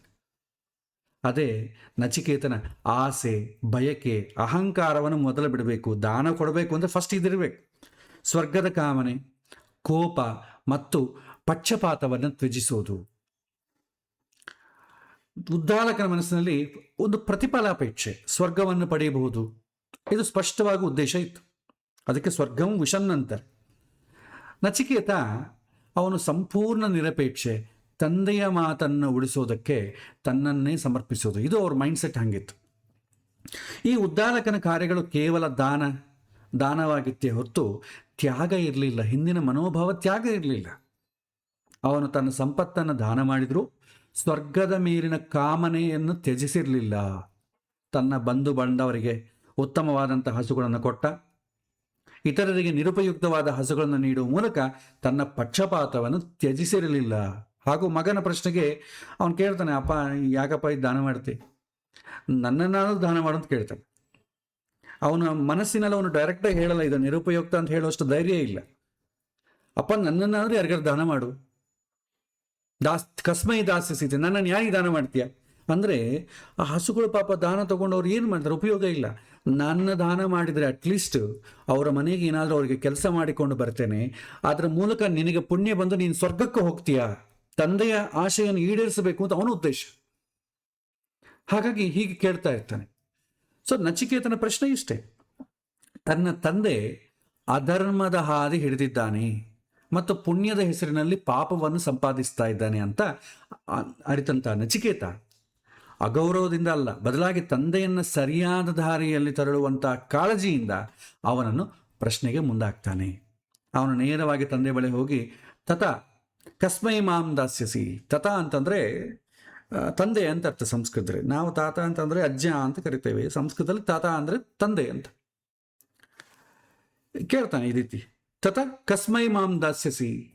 ಉದ್ದಾಲಕ ಅವನ ಮಾತನ್ನು ಫಸ್ಟ್ ಕಿವಿಗೆ ಹೇಳೋದಿಲ್ಲ. ನಚಿಕೇತ, ಯಾಕಂದರೆ ಇವನು ಯಾವುದಕ್ಕೂ ಉಪಯೋಗ ಇಲ್ಲ, ಇವನು ಈ ಮಾತಾಡ್ತಾ ಇದ್ದಾನೆ, ಏನು ಈ ದೊಡ್ಡ ಇಂಥ ಕಾರ್ಯವನ್ನು ಇಟ್ಟುಕೊಂಡಿದ್ದೇವೆ, ಇದೇನೋ ಹುಚ್ಚು ಇದ್ದಂಗೆ ಕೇಳ್ತಿದ್ದಾನೆ ಅಂತ ಅಂದ್ಕೊಳ್ತಾನೆ. ನಚಿಕೇತ ಏನು ಮಾಡ್ತಾನೆ, 2ನೇ ಬಾರಿ ಮತ್ತು 3ನೇ ಬಾರಿಯೂ ಅದೇ ಪ್ರಶ್ನೆಯನ್ನು ಕೇಳ್ತಾನೆ. ಈ ಮಗನ ನಿರಂತರವಾಗಿ ಈ ಪ್ರಶ್ನೆ ಕೇಳ್ತಿದ್ದಂಥ ಉದ್ದಾಲಕ ನೋಡಿದ, ಕೋಪ ಕೊಡ್ತಾನೆ. ಕೋಪಗೊಂಡು, ನಿನ್ನನ್ನು ಯಾರಿಗೆ ಕೊಡೋದು, ಮೃತ್ಯುವೇತ್ವಾ ದದಾಮಿ, ನಿನ್ನನ್ನು ಮೃತ್ಯುವಿಗೆ ಕೊಟ್ಟಿದ್ದೇನೆ, ಹೋಗು ಅಂತ ಬೈದು ಬಿಡ್ತಾನೆ. ಈ ಕೋಪದ ಸ್ಫೋಟ ಉದ್ದಾಲಕ ತನ್ನ ಅಂತರಂಗದ ಶತ್ರುವಾದಂಥ ಕ್ರೋಧವನ್ನು ಜಯಿಸಿರಲಿಲ್ಲ ಎಂಬುದು ನಮಗೆ ಸ್ಪಷ್ಟವಾಗ್ತದೆ.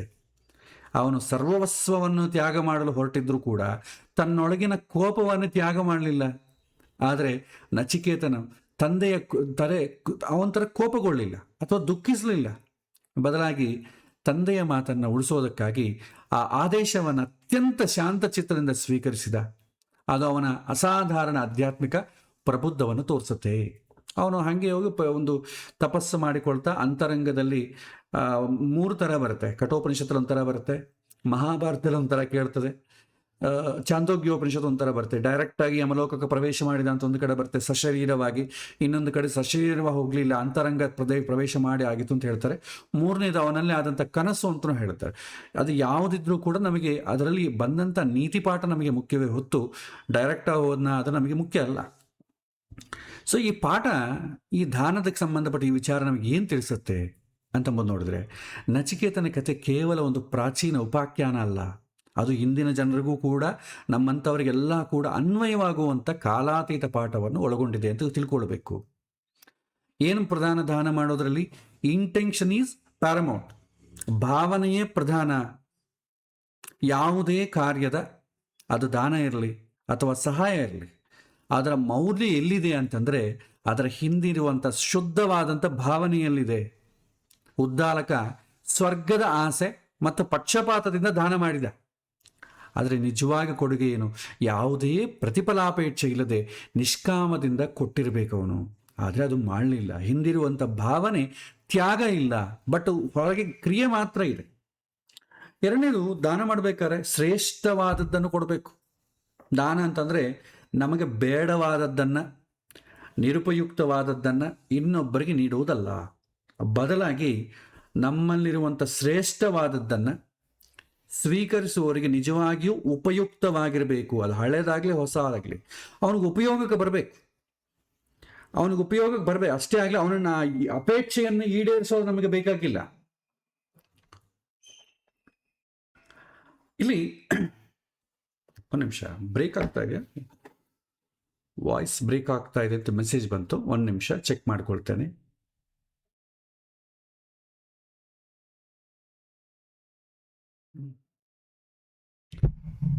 ನನ್ನ ಕಡೆ ಕರೆಕ್ಟಾಗಿದೆ, ಎಲ್ಲಿ ಗೊತ್ತಾಗ್ತಾ ಇಲ್ಲ. ಸರಿ ನೋಡಿ, ವಾಯ್ಸ್ ಎಲ್ಲ ಬ್ರೇಕ್ ಆದರೆ ರಿಕಾರ್ಡೆಡ್ ಸೆಷನ್ ಹೇಗೂ ಇರುತ್ತೆ. ಓಕೆ ಓಕೆ ಸರ್, ನಮಗೆ ಬೇಡವಾದದ್ದನ್ನು ಮನೆಗೆ ಇಟ್ಕೊಂಡಿರ್ತೇವೆ, ಯಾವತ್ತಿಗಾದರೂ ಉಪಯೋಗ ಆಗುತ್ತೆ ಅಂತ. ಇನ್ನು ನಮಗೆ ಉಪಯೋಗ ಬರೋದಿಲ್ಲ ಅಂದರೆ ಬೇರೆಯವ್ರಿಗೆ ಕೊಡ್ತೇವೆ. ಅದು ಅವರಿಗೆ ಅವಶ್ಯಕತೆ ಇಲ್ಲದಾಗ ಕೊಡ್ತೇವೆ. ಅವ್ರಿಗೆ ಕೇಳ್ತೇವೆ, ನಿಂಗೆ ಬೇಕಪ್ಪ ಅಂತ ಕೇಳ್ತೇವೆ. ಅವನೇನು ಮಾಡ್ತಾನೆ, ಇದ್ರೆ ಎಲ್ಲೋ ಒಂದು ಕಡೆ ಇರ್ತದೆ ಬಿಡು, ಅವನು ಕೂಡ ನಮ್ಮ ಥರನೇ ಆಲೋಚನೆ ಮಾಡ್ತಾನೆ. ಎಲ್ಲೋ ಒಂದು ಮೂಲೆಗೆ ಬಿದ್ದಿರ್ತೀವಿ, ಯಾವಾಗಾದ್ರೂ ಅವಶ್ಯಕತೆ ಬೀಳ್ಬೋದು ಅಂತಂಬೋ ಥರ ಮಾಡುವಂಥ ಸಂದರ್ಭವೂ ಇರುತ್ತೆ. ಸೊ ಹಾಗಾಗಿ ಶ್ರೇಷ್ಠವಾದದ್ದನ್ನು ದಾನ ಕೊಡಬೇಕು. ಅದು ಹೊಸದೊಂದು ದಾನ ಕೊಡೋದು ಬೇಕಾಗಿಲ್ಲ, ಅವನ ಅಪೇಕ್ಷೆಯನ್ನು ಈಡೇರಿಸೋದು ಬೇಕಾಗಿಲ್ಲ. ಬಹಳಷ್ಟು ಜನ ದಾನ ಕೊಡುವಾಗ ಅವರ ಅಪೇಕ್ಷೆ ಪಡ್ತಿದ್ದಾರೆ, ಅವ್ರ ಅಪೇಕ್ಷೆಯನ್ನು ಫುಲ್ಫಿಲ್ ಮಾಡಬೇಕು ಅಂತ ಭಾಳ ಜನ ಮಾಡ್ತಾರೆ. ಒಂದು ಬೆಳ್ಳಿ ತಮಗೆ ಕೊಟ್ಟು ತುಂಬ ಖುಷಿ ಆಗುತ್ತೆ ಅವ್ರಿಗೆ, ಅಥವಾ ಇಂಥ ದುಡ್ಡು ಕೊಟ್ಟು ಇಷ್ಟು ದುಡ್ಡು ಕೊಟ್ಟರೆ ಅವ್ರಿಗೆ ಖುಷಿ ಆಗುತ್ತೆ. ಈ ರೀತಿ ಅಪೇಕ್ಷೆಯನ್ನು ನೋಡಿ ದಾನ ಮಾಡ್ತಾರೆ ಭಾಳಷ್ಟು ಜನ. ಇದು ಕೂಡ ನಿರುಪಯೋಗವೇ. ಹೇಳ್ತಾರೆ, ಅವನಿಗೆ ಅವಶ್ಯಕತೆ ಇರೋದೇ ದಾನ ಮಾಡಬೇಕು. ಒಳ್ಳೆ ಉಪಯೋಗಕ್ಕೆ, ವರ್ಕಿಂಗ್ ಕಂಡೀಷನ್ ಇರಬೇಕು, ಉಪಯೋಗಕ್ಕೆ ಬರಬೇಕು ಅಂಥದ್ದು ದಾನ ಮಾಡಬೇಕು. ಅವನು ಅದರಿಂದ ಸಮಸ್ಯೆ ಏನು ತಂದ್ಕೋಬಾರ್ದು, ಅದನ್ನು ಮೇಂಟೈನ್ ಮಾಡಲಿಕ್ಕೋ ಅದನ್ನು ಸಮಸ್ಯೆ ತಂದ್ಕೋಬಾರ್ದು. ಆ ರೀತಿಯಾಗಿ ದಾನ ಮಾಡಬೇಕು. ಅದಕ್ಕೆ ಶ್ರೇಷ್ಠವಾದದ್ದನ್ನು ಕೊಡಿ ಅಂತ ಕೇಳ್ತಾರೆ. ಆಮೇಲೆ ತ್ಯಾಗ ಅಂತಂದ್ರೆ ಏನು ಅಂತಂದ್ರೆ ಅಂತರಂಗದ ಶುದ್ಧಿ, ಸ್ಯಾಕ್ರಿಫೈಸ್ ಇನ್ ಇನ್ನರ್ ಪ್ಯೂರಿಟಿ ಅಂತ ಹೇಳ್ತಾರೆ. ನಿಜವಾದಂಥ ತ್ಯಾಗ ಅಂತಂದ್ರೆ ಬಾಹ್ಯ ವಸ್ತುಗಳನ್ನು ಬಿಡೋದಲ್ಲ, ಬದಲಾಗಿ ನಮ್ಮ ಅಂತರಂಗದಲ್ಲಿರುವಂಥ ಆಸೆ, ಕ್ರೋಧ, ಲೋಭ, ಪಕ್ಷಪಾತ ಮತ್ತು ಅಹಂಕಾರದಂತಹ ನಕಾರಾತ್ಮಕ ಗುಣವನ್ನು ತ್ಯಜಿಸುವುದು. ಒಳಗೆ ಬದಲಾಗಬೇಕು. ಶಾಸ್ತ್ರದಲ್ಲಿ ಹೇಳಿದ್ದಾರೆ ಕೊಡಬೇಕು, ಅವರು ದಾನ ಮಾಡಿದ್ದಾರೆ ನಾನು ದಾನ ಮಾಡಬೇಕು ಅಂತ ಈ ರೀತಿ ಭೌತಿಕವಾಗಿ ದಾನ ಮಾಡೋದೇ ಹೊತ್ತು ಅಂತರಂಗದಲ್ಲಿ ನಿಜವಾಗಿ ದಾನ ಕೊಡಬೇಕು. ಯಾವುದಕ್ಕಾಗಿ ಕೊಡ್ತಾ ಇದ್ದೀನಿ ಅಂತ ಇಲ್ಲ, ಅಲ್ಲಿ ಏನೋ ಒಂದು ಆಶೆ ಇಟ್ಟುಕೊಂಡೇ ಇರ್ತಾರೆ. ಸೊ ಶಾಸ್ತ್ರ ಇದರ ಪುಣ್ಯ, ನಂಗೆ ಆ ಪುಣ್ಯ ಬೇಕು ಅದಕ್ಕಾಗಿ ದಾನ ಮಾಡ್ತಾ ಇದ್ದೇನೆ. ಸ್ವರ್ಗದ ಆಶೆಯಿಂದ ಕೂಡ ದಾನ ಮಾಡಬಾರ್ದು ಅಂತ ಶಾಸ್ತ್ರದಲ್ಲಿ ಬರುತ್ತೆ. ಯಾಕೆಂದರೆ ತ್ಯಾಗ ಅಂತಂಬುದು ಇರೋದಿಲ್ಲ. ಒಂದು ವೇಳೆ ಆ ರೀತಿಯಾದಂಥ ದಾನ ಮಾಡಿದರೆ ನಮಗೂ ಕೂಡ ಬೇರೆಯವರು ಆ ರೀತಿಯಾದಂಥ ನಮಗೆ ಅಪೇಕ್ಷೆ ಇರೋ ದಾನ ಮಾಡ್ಬೋದು. ಈ ಜನ್ಮದಲ್ಲಾದ್ರೂ ಮುಂದಿನ ಜನ್ಮದಲ್ಲಿ ಮಾಡ್ಬೋದು ಅಷ್ಟೆ. ಸಂತೋಷ ಬೇಕು. ಯಾವ ಪರ್ಪಸ್ಸಿಗೋಸ್ಕರ ದಾನ ಮಾಡುವಂಥ ಭಗವಂತ ಹೇಳ್ತಾನೆ ಅದು ಈಡೇರೋದಿಲ್ಲ ಯಾವಾಗ ತ್ಯಾಗ ಅಂತಂಬುದು ಇಲ್ಲದೇ ಇದ್ರೆ. ಮೊದಲು ಬಿಡಬೇಕಾದೇನಂತಂದರೆ ನಮಗೆ ವಸ್ತುವಿನ ಅವನಿಗೆ ಕೊಡೋದು ಮುಖ್ಯ ಅಲ್ಲ, ಅದರ ಹಿಂದಿರುವಂಥ ಆಶೆಯನ್ನು ಕೂಡ ಬಿಡಬೇಕಾಗತ್ತೆ. ಇದು ಮುಖ್ಯ. ಭಾಳ ಜನಕ್ಕೆ ಹಣ ದಕ್ಷಿಣ ದಾನ ಮಾಡ್ತಾರೆ, ಆದರೆ ಹಣದ ಆಶೆ ಯಾರಿಗೂ ಹೋಗಿರಲ್ಲ, ತ್ಯಾಗ ಇರಲ್ಲ, ಬಟ್ ಬದಲಿಗೆ ಭೌತಿಕವಾದಂಥ ಕ್ರಿಯೆ ಮಾತ್ರ ಇರುತ್ತೆ. ಸೊ ಉದ್ದಾಲಕ ತನ್ನ ಆಸ್ತಿಯನ್ನು ತ್ಯಜಿಸಿದ್ರೂ ಕೂಡ ಈ ಗುಣಗಳನ್ನು ತ್ಯಜಿಸೋದಕ್ಕೆ ವಿಫಲನಾದ ಅಂತ ಹೇಳ್ತಾರೆ. ನಿಜವಾದಂಥ ಜ್ಞಾನ ವಯಸ್ಸು ಅಥವಾ ತೋರಿಕೆಯಲ್ಲಿ ಅವಲಂಬಿಸಿಲ್ಲ. ಜ್ಞಾನ ಮತ್ತು ನೈತಿಕ ಸ್ಪಷ್ಟತೆ ಯಾರಿಗಾದರೂ ಯಾವುದೇ ವಯಸ್ಸಿನಲ್ಲಿರ್ಬೋದು.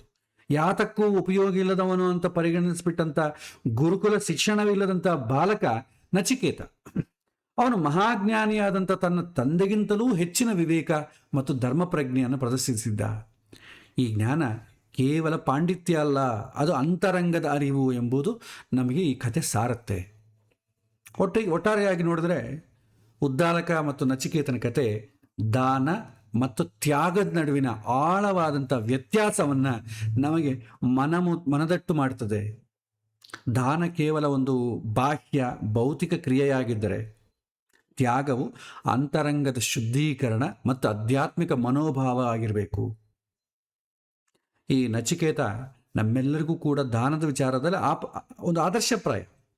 ಅವನಂತೆ ನಮ್ಮ ಜೀವನದಲ್ಲಿಯೂ ನಾವು ಕೇವಲ ಭೌತಿಕವಾಗಿ ಕೊಡುವುದಷ್ಟೇ ಅಲ್ಲದೆ ಸಂಪೂರ್ಣವಾಗಿ ನಿರಪೇಕ್ಷೆ ಮತ್ತು ಶುದ್ಧ ಹೃದಯದಿಂದ ಕೊಡುವುದೇ ತ್ಯಾಗ. ಆ ಮನೋಭಾವನ ಬೆಳೆಸಿಕೊಳ್ಳಬೇಕು ಅಂತ ಹೇಳ್ತಾರೆ. ಇದೇ ನಿಜವಾದಂಥ ಕೊಡುಗೆ ಸಾರ.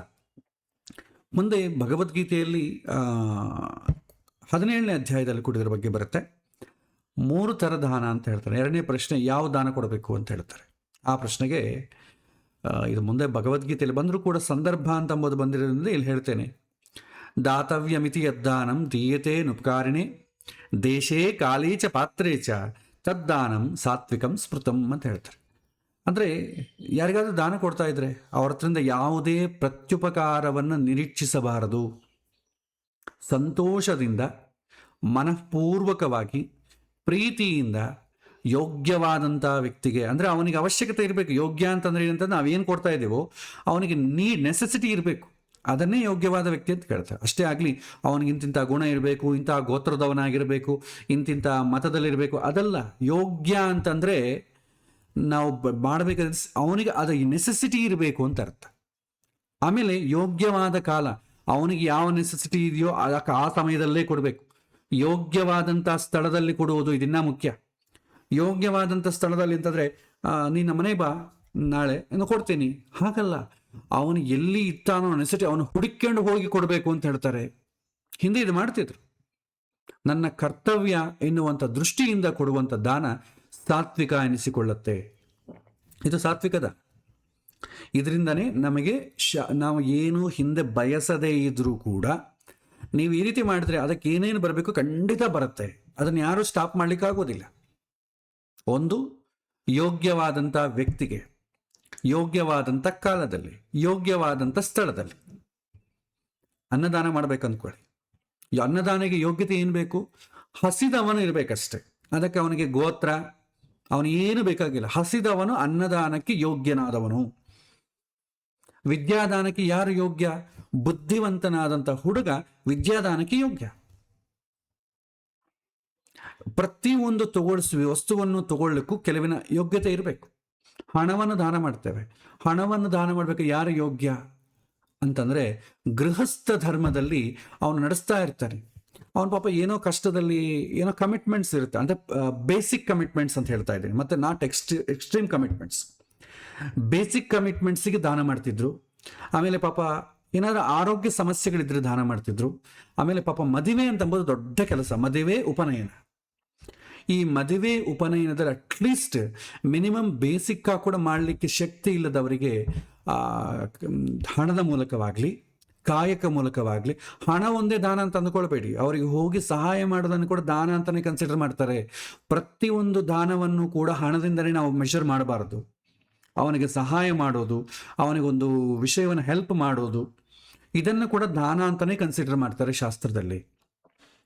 ಹಾಗಾಗಿ ಯಾರಿಗೆ ಯಾವುದು ಅವಶ್ಯಕತೆ ಇದೆ ಆ ಸಮಯದಲ್ಲಿ, ಅವನಿಗೆ ಯಾವಾಗ ಅವಶ್ಯಕತೆ ಇದೆಯೋ ಆ ಸಮಯದಲ್ಲೇ ಕೊಡಬೇಕು. ಅದಕ್ಕೆ ಯೋಗ್ಯವಾರದ ಕಾಲದಲ್ಲಿ ಅಂತ ಹೇಳ್ತೇವೆ. ಸೊ ಅವನಿಗೆ ಒಳ್ಳೆಯ ನೆಸೆಸಿಟಿ ಇದೆ, ಆದರೆ ಈಗ ಬೇಡ, ನೆಕ್ಸ್ಟ್ ಹಬ್ಬ ಬರುತ್ತಲ್ವ ಅವ ಹೇಗೂ ದಾನ ಮಾಡಬೇಕು ಅಂತ ಹೇಳ್ತಾರೆ, ಅಷ್ಟು ಆವಾಗ ಕೊಡೋಣ, ಈಗ ಯಾಕೆ ದಾನ ಮಾಡಬೇಕು? ಕಾಯಿಸಬಾರದು. ಯಾಕಂದರೆ ನೀವು ಕಾಯಿಸಿದರೆ ನಮಗೆ ಅವನಿಗೆ ಗೊತ್ತಿರೋದಿಲ್ಲ, ಜನಗಳಿಗೆ ಗೊತ್ತಾಗೋದಿಲ್ಲ. ಬಟ್ ಭಗವಂತನಿಗೆ ಗೊತ್ತಲ್ವ. ಆತ ಅಂತರ್ಬಹಿಶ್ಚ ತತ್ಸರ್ವಂ ವ್ಯಾಪ್ಯ ನಾರಾಯಣ ಸ್ಥಿತ. ಆತ ಎಲ್ಲ ಕಡೆ ಒಳಗೂ ಇದ್ದಾನೆ, ಹೊರಗೂ ಇದ್ದಾನೆ. ಆತಗೆ ಗೊತ್ತಾಗಲ್ವಾ? ನಮ್ಮ ಮನಸ್ಸನ್ನು ರೀಡ್ ಮಾಡೇ ಮಾಡ್ತಾನಲ್ಲ ಭಗವಂತ. ಚಿತ್ತ ಗುಪ್ತ ಅಂತಂತಾರೆ. ಚಿತ್ತದಲ್ಲಿರುವಂಥ ಗುಪ್ತವಾಗಿ ರಿಕಾರ್ಡ್ ಮಾಡೋನು ಬಂದಿರ್ತಾನೆ, ಚಿತ್ತಗುಪ್ತ ಅಂತ ಯಮಲೋಕದಲ್ಲಿ. ಆತ ರಿಕಾರ್ಡ್ ಮಾಡ್ತಾನೆ ಇರ್ತಾನೆ. ಸೊ ನಮಗೆ ಭೌತಿಕ ಕ್ರಿಯೆ ಅಷ್ಟೇ ನಾವು ಕನ್ಸಿಡರ್ ಮಾಡ್ತೇವೆ ದಾನ ಅಂತಂದರೆ. ಅದಕ್ಕಿಂತಲೂ ಮುಖ್ಯ ಅಂತರಂಗದ ಸ್ಥಿತಿ. ತ್ಯಾಗ ಬುದ್ಧಿ ಇಲ್ಲದೇ ಇದ್ದರೆ ನೀವು ಎಷ್ಟು ದಾನ ಮಾಡಿದ್ರೂ ಕೂಡ ಅದು ಪ್ರಯೋಜನ ಆಗೋದಿಲ್ಲ. ಮಹಾ ಅಂತಂದರೆ ಅಂತಹ ವಸ್ತುಗಳನ್ನು ಬೇರೆಯವ್ರು ನಿಮಗೆ ದಾನ ಮಾಡ್ಬೋದು. ಬೇರೆಯವರು ಕೂಡ ಏನಂತಾರೆ, ನನಗೆ ಅದಕ್ಕೂ ಉಪಯೋಗ ಇಲ್ಲ, ಕೊಟ್ಬಿಡೋಣ ಅಂತ ಕೊಡ್ತಾರೆ ಅಷ್ಟೆ. ಸ್ವಲ್ಪ ಮಿಡಲ್ ಕ್ಲಾಸ್ ಇರೋನು ನಮ್ಮ ಮನೆಗೆ ಯಾವುದೋ ಈ ಟೇಪ್ ರೆಕಾರ್ಡ್ ಚೆನ್ನಾಗಿಲ್ಲ, ಕೊಟ್ಬಿಡೋಣ ಯಾರಿಗೆ ಅಂತ ಕೊಟ್ಬಿಡ್ತಾನೆ ದಾನ. ನಿಂಗೆ ನಾನು ದಾನ ಮಾಡ್ತಾ ಇದ್ದೇನೆ, ಎಂಥ ದಾನ ತಗೋ ಅಂತಂದರೆ ನಮಗೇನು ಮಾಡ್ತಾನೆ, ಇನ್ನೊಬ್ಬನ ಬಂದು ದಾನ ಮಾಡ್ತಾನೆ. ನಮ್ಮ ಮನೆಗೆ ಹಳೆ ಕಾರ್ ಇದೆ ತಗೊಳ್ತೀರೇನೋ ಅಂತ ದಾನ ಮಾಡ್ತಾನೆ ಅಷ್ಟೇ. ನಮಗೆ ಅದು ಅವಶ್ಯಕತೆ ಇರದೇ ಇರ್ಬೋದು, ಅವಶ್ಯಕತೆ ಇದ್ದಾಗ ಯಾರು ಕೊಡದೇ ಇರ್ಬೋದು. ಈ ರೀತಿ ಆಗ್ತದೆ. ಹಾಗಾಗಿ ಹಿಂದಿರುವಂಥ ಉದ್ದೇಶ ಮೆಜಾರಿಟಿ ಅದನ್ನೇ ಕನ್ಸಿಡರ್ ಮಾಡ್ತಾರೆ. ನೀವು ಭೌತಿಕವಾಗಿ ಕೊಡೋ ದಾನವನ್ನು ಜಾಸ್ತಿ ಕನ್ಸಿಡರ್ ಮಾಡಲ್ಲ. ಯಾಕೆಂದ್ರೆ ಭೌತಿಕವಾಗಿ ನೀವು ಏನು ದಾನ ಕೊಡಬೇಕಾದ್ರೂ ಅಂತರಂಗದಲ್ಲಿ ಫಸ್ಟ್ ಪ್ಲಾನಿಂಗ್ ನಡಿಬೇಕಲ್ಲ. ಯಾವ ಥರದ ವಸ್ತು ಕೊಡಬೇಕು ಅಂತ ನಡೆಯೋದು ಪ್ಲಾನಿಂಗ್ ಅಂತರಂಗದಲ್ಲಿ. ಯಾರಿಗೆ ಕೊಡಬೇಕು ಅಂತರಂಗದಲ್ಲಿ ಪ್ಲಾನಿಂಗ್ ನಡೀತದೆ. ಸೊ ಎಲ್ಲ ಅಂತರಂಗದಲ್ಲಿ ನಡೆಯೋದು. ಹೊರಗೆ ಮಾತ್ರ ದಾನ ಕೊಟ್ಟಿದ್ದಾನೆ ಅಂತ ಅಂಬೋದು ಬರ್ತದೆ ಅಷ್ಟೇ. ಡೊನೇಟೆಡ್ ಬೈ, ಪ್ರೆಸೆಂಟೆಡ್ ಬೈ, ಇಂಥ ದಾನಿಗಳು ಮಾಡಿದ್ರೆ ಅಂತ ಅವ್ರ ಹೆಸರುಗಳು ಹಾಕ್ಕೊಡ್ತಾರೆ. ಅದು ನಮಗೆ ಖುಷಿ ಆಗಬೇಕು ಅಂತ ಅವ್ರು ಹಾಕೋದಿಲ್ಲ, ಅದು ಸುಮ್ಮನೆ ಹಾಕೋದಿಲ್ಲ. ಹಾಗಾಗಿ ಯಾವುದೇ ಪ್ರತ್ಯುಪಕಾರ ಬಯಸದೆ ಸಂತೋಷದಿಂದ ಮನಃಪೂರ್ವಕವಾಗಿ ಅದು ಎಲಿಜಿಬಲ್ ಇದ್ದಂಥ ವ್ಯಕ್ತಿಗೆ ಆ ಸಮಯದಲ್ಲಿ ಅವನತ್ರಿಗೆ ಹೋಗಿ ದಾನ ಮಾಡಬೇಕು ಅಂತ ಹೇಳ್ತೇವೆ ಶಾಲೆ. ಇದು ತುಂಬ ಶ್ರೇಷ್ಠ. ಅವನು ಎಲ್ಲಿದ್ದಾನೋ ಅಲ್ಲಿಗೆ ಹೋಗಿ ದಾನ ಮಾಡಬೇಕು. ಅದು ಎಲ್ಲತಕ್ಕಂಥ ಹೈ ಕ್ವಾಲಿಟಿ ಆಫ್ ದಾನ ಅಂತ ಹೇಳ್ತಾರೆ. ಇಲ್ಲ ನಮ್ಮನೆ ಬಾಪ ನಾ ದಾನ ಮಾಡ್ತೀನಿ ಅಂತಂದರೆ ಇಂತಿಂಥ ಪೂಜೆ ಮಾಡ್ತಾ ಇದ್ದೀವಿ, ಕೂತ್ಕೋ ಸ್ವಲ್ಪ ಹೊತ್ತು, ಇನ್ನು ಎಲ್ಲ ಯಜ್ಞ ಯಾಗ ಆಗಬೇಕು, ಅದಾದ ಮೇಲೆ ನಾನು ಕರಿತೇನೆ, ಅಷ್ಟಕ್ಕೂ ಕಾಯಿ ಅಂತ ಹೇಳಬೇಕು. ಇದು ಅಷ್ಟು ಶ್ರೇಷ್ಠವಾದ ದಾನ ಅಲ್ಲ. ಇದಕ್ಕೆ ಅನೇಕವಾದಂಥ ಕಥೆಗಳಿದೆ. ಇದ್ದಲ್ಲಿಗೆ ಹೋಗಿ ದಾನವನ್ನು ಪಡೆದು ಶಾಂತಿಯನ್ನು, ಸಂತೋಷವನ್ನು ಪಡೆದವರು ಭಾಗವತ ಕಥೆಗಳು ಬಹಳ ಇದೆ. ಆದರೆ ನಮಗೆ ಇವತ್ತು ದಾನದ ಡೆಫಿನಿಷನ್ ಹೊರಗಿನ ಕ್ರಿಯೆಯಿಂದ ಹೇಳ್ತಾರೆ, ಅಂತರಂಗದಿಂದ ಯಾರು ಹೇಳೋದಿಲ್ಲ. ಅಂತರಂಗದಲ್ಲಿ ಹೇಗಿರಬೇಕು ಅಂತ ಹೇಳೋದಿಲ್ಲ. ಆಮೇಲೆ ಭಗವದ್ಗೀತೆ ಹೇಳುತ್ತೆ, ಯತ್ತು ಪ್ರತ್ಯುಪಕಾರಾರ್ಥಂ ಫಲಮುದ್ದೇಶ್ಯವಾ ಪುನಃ ದೀಯತೆ ಚ ಪರಿಕ್ಲಿಷ್ಟಂ ತದ್ರಾಜ ಸಮುದಾಹರ್ತಂ ಅಂತ ಹೇಳುತ್ತೆ. ಇನ್ನೊಬ್ಬರು ನಮಗೆ ಮುಂದೆ ಉಪಕಾರ ಮಾಡಲಿ ಅಂತ, ಅಥವಾ ಹಿಂದೆ ಅವನಿಂದ ನಾನು ಉಪಕಾರವನ್ನು ಪಡೆದಿದ್ದೆ, ಈ ಉದ್ದೇಶ ಏನಾದರೂ ಇದ್ದರೆ ಆಗ ಕೊಡುವಂಥ ದಾನವನ್ನು ರಾಜಸ ದಾನ ಅಂತಾರೆ. ಇದು ನಮ್ಮಲ್ಲಿ ತುಂಬ ಚಾಲ್ತಿಯಲ್ಲಿದೆ. ಅವ್ರ ಮನೆಗೆ ಫಂಕ್ಷನ್ಗೆ ಹೋಗಿದ್ವಿ, ಅವರು ಸೀರೆ ಮಡಿ ಕೊಟ್ಟರು. ನಮ್ಮನೆಗೆ ಫಂಕ್ಷನ್ ಆಯಿತು, ಅವ್ರಿಗೆ ಕೊಡಬೇಕಲ್ವಾ. ಹಿಂದಿನ ಉದ್ದೇಶ ಏನು? ಅವರ ಕೊಟ್ಟರು, ನಾವು ಕೊಟ್ವಿ, ಇಷ್ಟೇ ಉದ್ದೇಶ. ಸೊ ಈ ರೀತಿ ದಾನ ಮಾಡಿದರೆ, ಅಥವಾ ಈಗ ದಾನ ಮಾಡೋಣ, ಮುಂದೆ ನನಗೆ ಯಾವಾಗ ಹೆಲ್ಪ್ ಆಗ್ತಾನೆ ಅವನು, ಹಿಂದೆ ಈ ರೀತಿ ಉದ್ದೇಶ ಇದ್ದರೆ ಅದನ್ನು ರಾಜಸ ದಾನ ಅಂತಾರೆ. ಕೊಡುವ ಕ್ರಿಯೆ ಸೇಮ್. ನೀವು ಯಾವ ವಸ್ತು ಕೊಡ್ತೀರೋ, ಸಾತ್ವಿಕ, ರಾಜಸ, ತಾಮಸ ಎಲ್ಲ ಉದ್ದೇಶ, ಹೊರಗಿನ ಕ್ರಿಯೆ ಸೇಮ್ ಆಗೇ ಇರುತ್ತೆ. ಆದರೆ ಬೈಫರ್ಕೇಶನ್ ಹೆಂಗಾಗುತ್ತೆ, ನಿಮ್ಮ ಮನಸ್ಸಿನಲ್ಲಿ ಉದ್ದೇಶ ಏನಿದೆಯೋ ಅದರಿಂದ ಬದಲಾಗ್ತದೆ. ರಾಜಸ ದಾನ, ಸಾತ್ವಿಕ ದಾನ, ತಾಮಸ ದಾನ ಅಂತಂಬೋದು ವಸ್ತುವಿನ ಮೇಲೆ ಡಿಪೆಂಡ್ ಆಗೋದಿಲ್ಲ, ಅಂತರಂಗದ ಭಾವನೆ ಮೇಲೆ ಡಿಪೆಂಡ್ ಆಗ್ತದೆ. ಆಮೇಲೆ ಮೂರನೇದಾಗಿ ಅದೇಶ ಕಾಲೇ ಯದ್ದಾನಂ ಅಪಾತ್ರೇಭ್ಯಶ್ಚ ದೀಯತೆ ಅಸತ್ಕೃತ ಮವಜ್ಞಾನಂ ತತ್ತಾಮಸ ಸಮುದಾಹೃತಂ ಅಂತ ಹೇಳ್ತಾರೆ.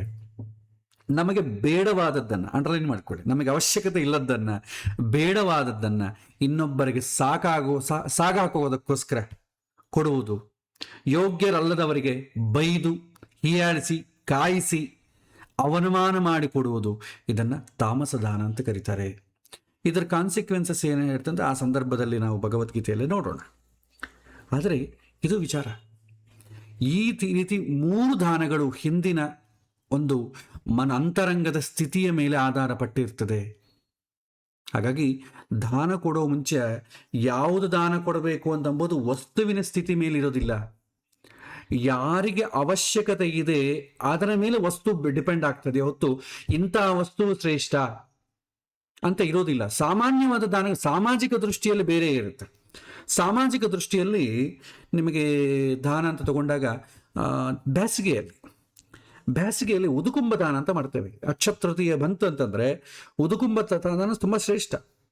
ಅಂದರೆ ತಣ್ಣನ ನೀರು, ಆಮೇಲೆ ಪಾನಕ ಆಗಲಿ, ಹೆಸರುಬೇಳೆ ತಂಪು ಅದನ್ನು ಆಗಲಿ, ಮಜ್ಜಿಗೆ ಆಗಲಿ, ಇಂಥದ್ದು ಕೊಡೋದು ಶ್ರೇಷ್ಠ ಅಂತ ಹೇಳ್ತಾರೆ. ಅದಕ್ಕೆ ಶ್ರೀರಾಮನವಮಿ ಇಂಥ ಸಮಯದಲ್ಲಿ ಇಂಥದ್ದು ಕೊಡ್ತಾರೆ. ಕೃಷ್ಣಾಷ್ಟಮಿಯಲ್ಲಿ ನಾವೇನು ಮಾಡ್ತೇವೆ, ಬೇಕಾದಂಥ ಭಕ್ಷ್ಯ ಭೋಜ್ಯಾದಿಗಳನ್ನೆಲ್ಲವನ್ನೂ ಮಾಡ್ತೇವೆ. ಆದರೆ ಏನು ಮಾಡ್ತೇವೆ, ನಾವು ತಿನ್ನಲಿಕ್ಕಷ್ಟೇ. ಹಿಂದಿನ ಕಾಲದಲ್ಲಿ ಎಲ್ಲ ಕೂಡ ಜಾಯಿಂಟ್ ಫ್ಯಾಮಿಲೀಸ್ ಇತ್ತು. ಎಲ್ಲರಿಗೂ ಪಾಪ ಏನೋ ತಿನ್ನಬೇಕು ಅಂತ ಇರುತ್ತೆ, ದಿನಾಗೂ ಮಾಡಲಿಕ್ಕೆ ಆಗೋದಿಲ್ಲ. ಹಾಗಾಗಿ ಜಾಸ್ತಿ ಮಾಡಿ ನಾವು ಮಕ್ಕಳಿಗೆ ಕೊಟ್ಟು, ಬಡತನದಲ್ಲಿರೋಂಥ ಮಕ್ಕಳಿರ್ತಾರಲ್ಲ ಅವರಿಗೆ ಕೊಡ್ತಿದ್ರು. ಯಾಕಂದ್ರೆ ಅವ್ರಿಗೆ ಹಬ್ಬ ಮಾಡಿಕೊಳ್ಳಿಕ್ಕೆ ಶಕ್ತಿ ಇರಲ್ಲ. ಅದಕ್ಕಾಗಿ ಅವರಿಗೆ ದಾನವನ್ನು ಕೊಟ್ಟು ಬರ್ತಿದ್ರು. ಬಂಧು ಬಳಗದಲ್ಲಿ ಯಾರಾದರೂ ಬಡತನದಲ್ಲಿದ್ದರೆ, ಊರಿನಲ್ಲಿ ಯಾರಾದರೂ ಬಡತನದಲ್ಲಿದ್ದರೆ, ಇಂಥ ಪದಾರ್ಥಗಳನ್ನು ತಿನ್ನಲಿಕ್ಕೆ ಮಾಡಲಿಕ್ಕೆ ಯೋಗ್ಯತೆ ಯಾರಿಗೆ ಇರೋದಿಲ್ಲವೋ ಅವರಿಗೆ ಹೋಗಿ ದಾನ ಮಾಡಿ ತಂದು ಕೊಟ್ಟು ನಾವು ತಿಂತಿದ್ವಿ. ಆದರೆ ನಮ್ಮಲ್ಲಿ ಈಗ ಏನಾಗಿದೆ, ನಾವು ಮಾಡಿಕೊಳ್ತೇವೆ, ಪಕ್ಕದ ಮನೆಗೆ ಹೋಗಿ ನಾವು ಕೊಟ್ಟು ಬರ್ತೇವೆ ಅಡಿಕೆ ಬೆಳೆದಲ್ಲೇ, ಅವರು ನಮಗೆ ಕೊಡ್ತಾರೆ, ರಾಜಸ್ನಾನ ಆಗಿಬಿಡ್ತದೆ. ಸೇಮ್ ಕಾನ್ಸೆಪ್ಟೇ ಇರುತ್ತೆ. ಉದ್ದೇಶ ಬದಲಾಗತ್ತೆ.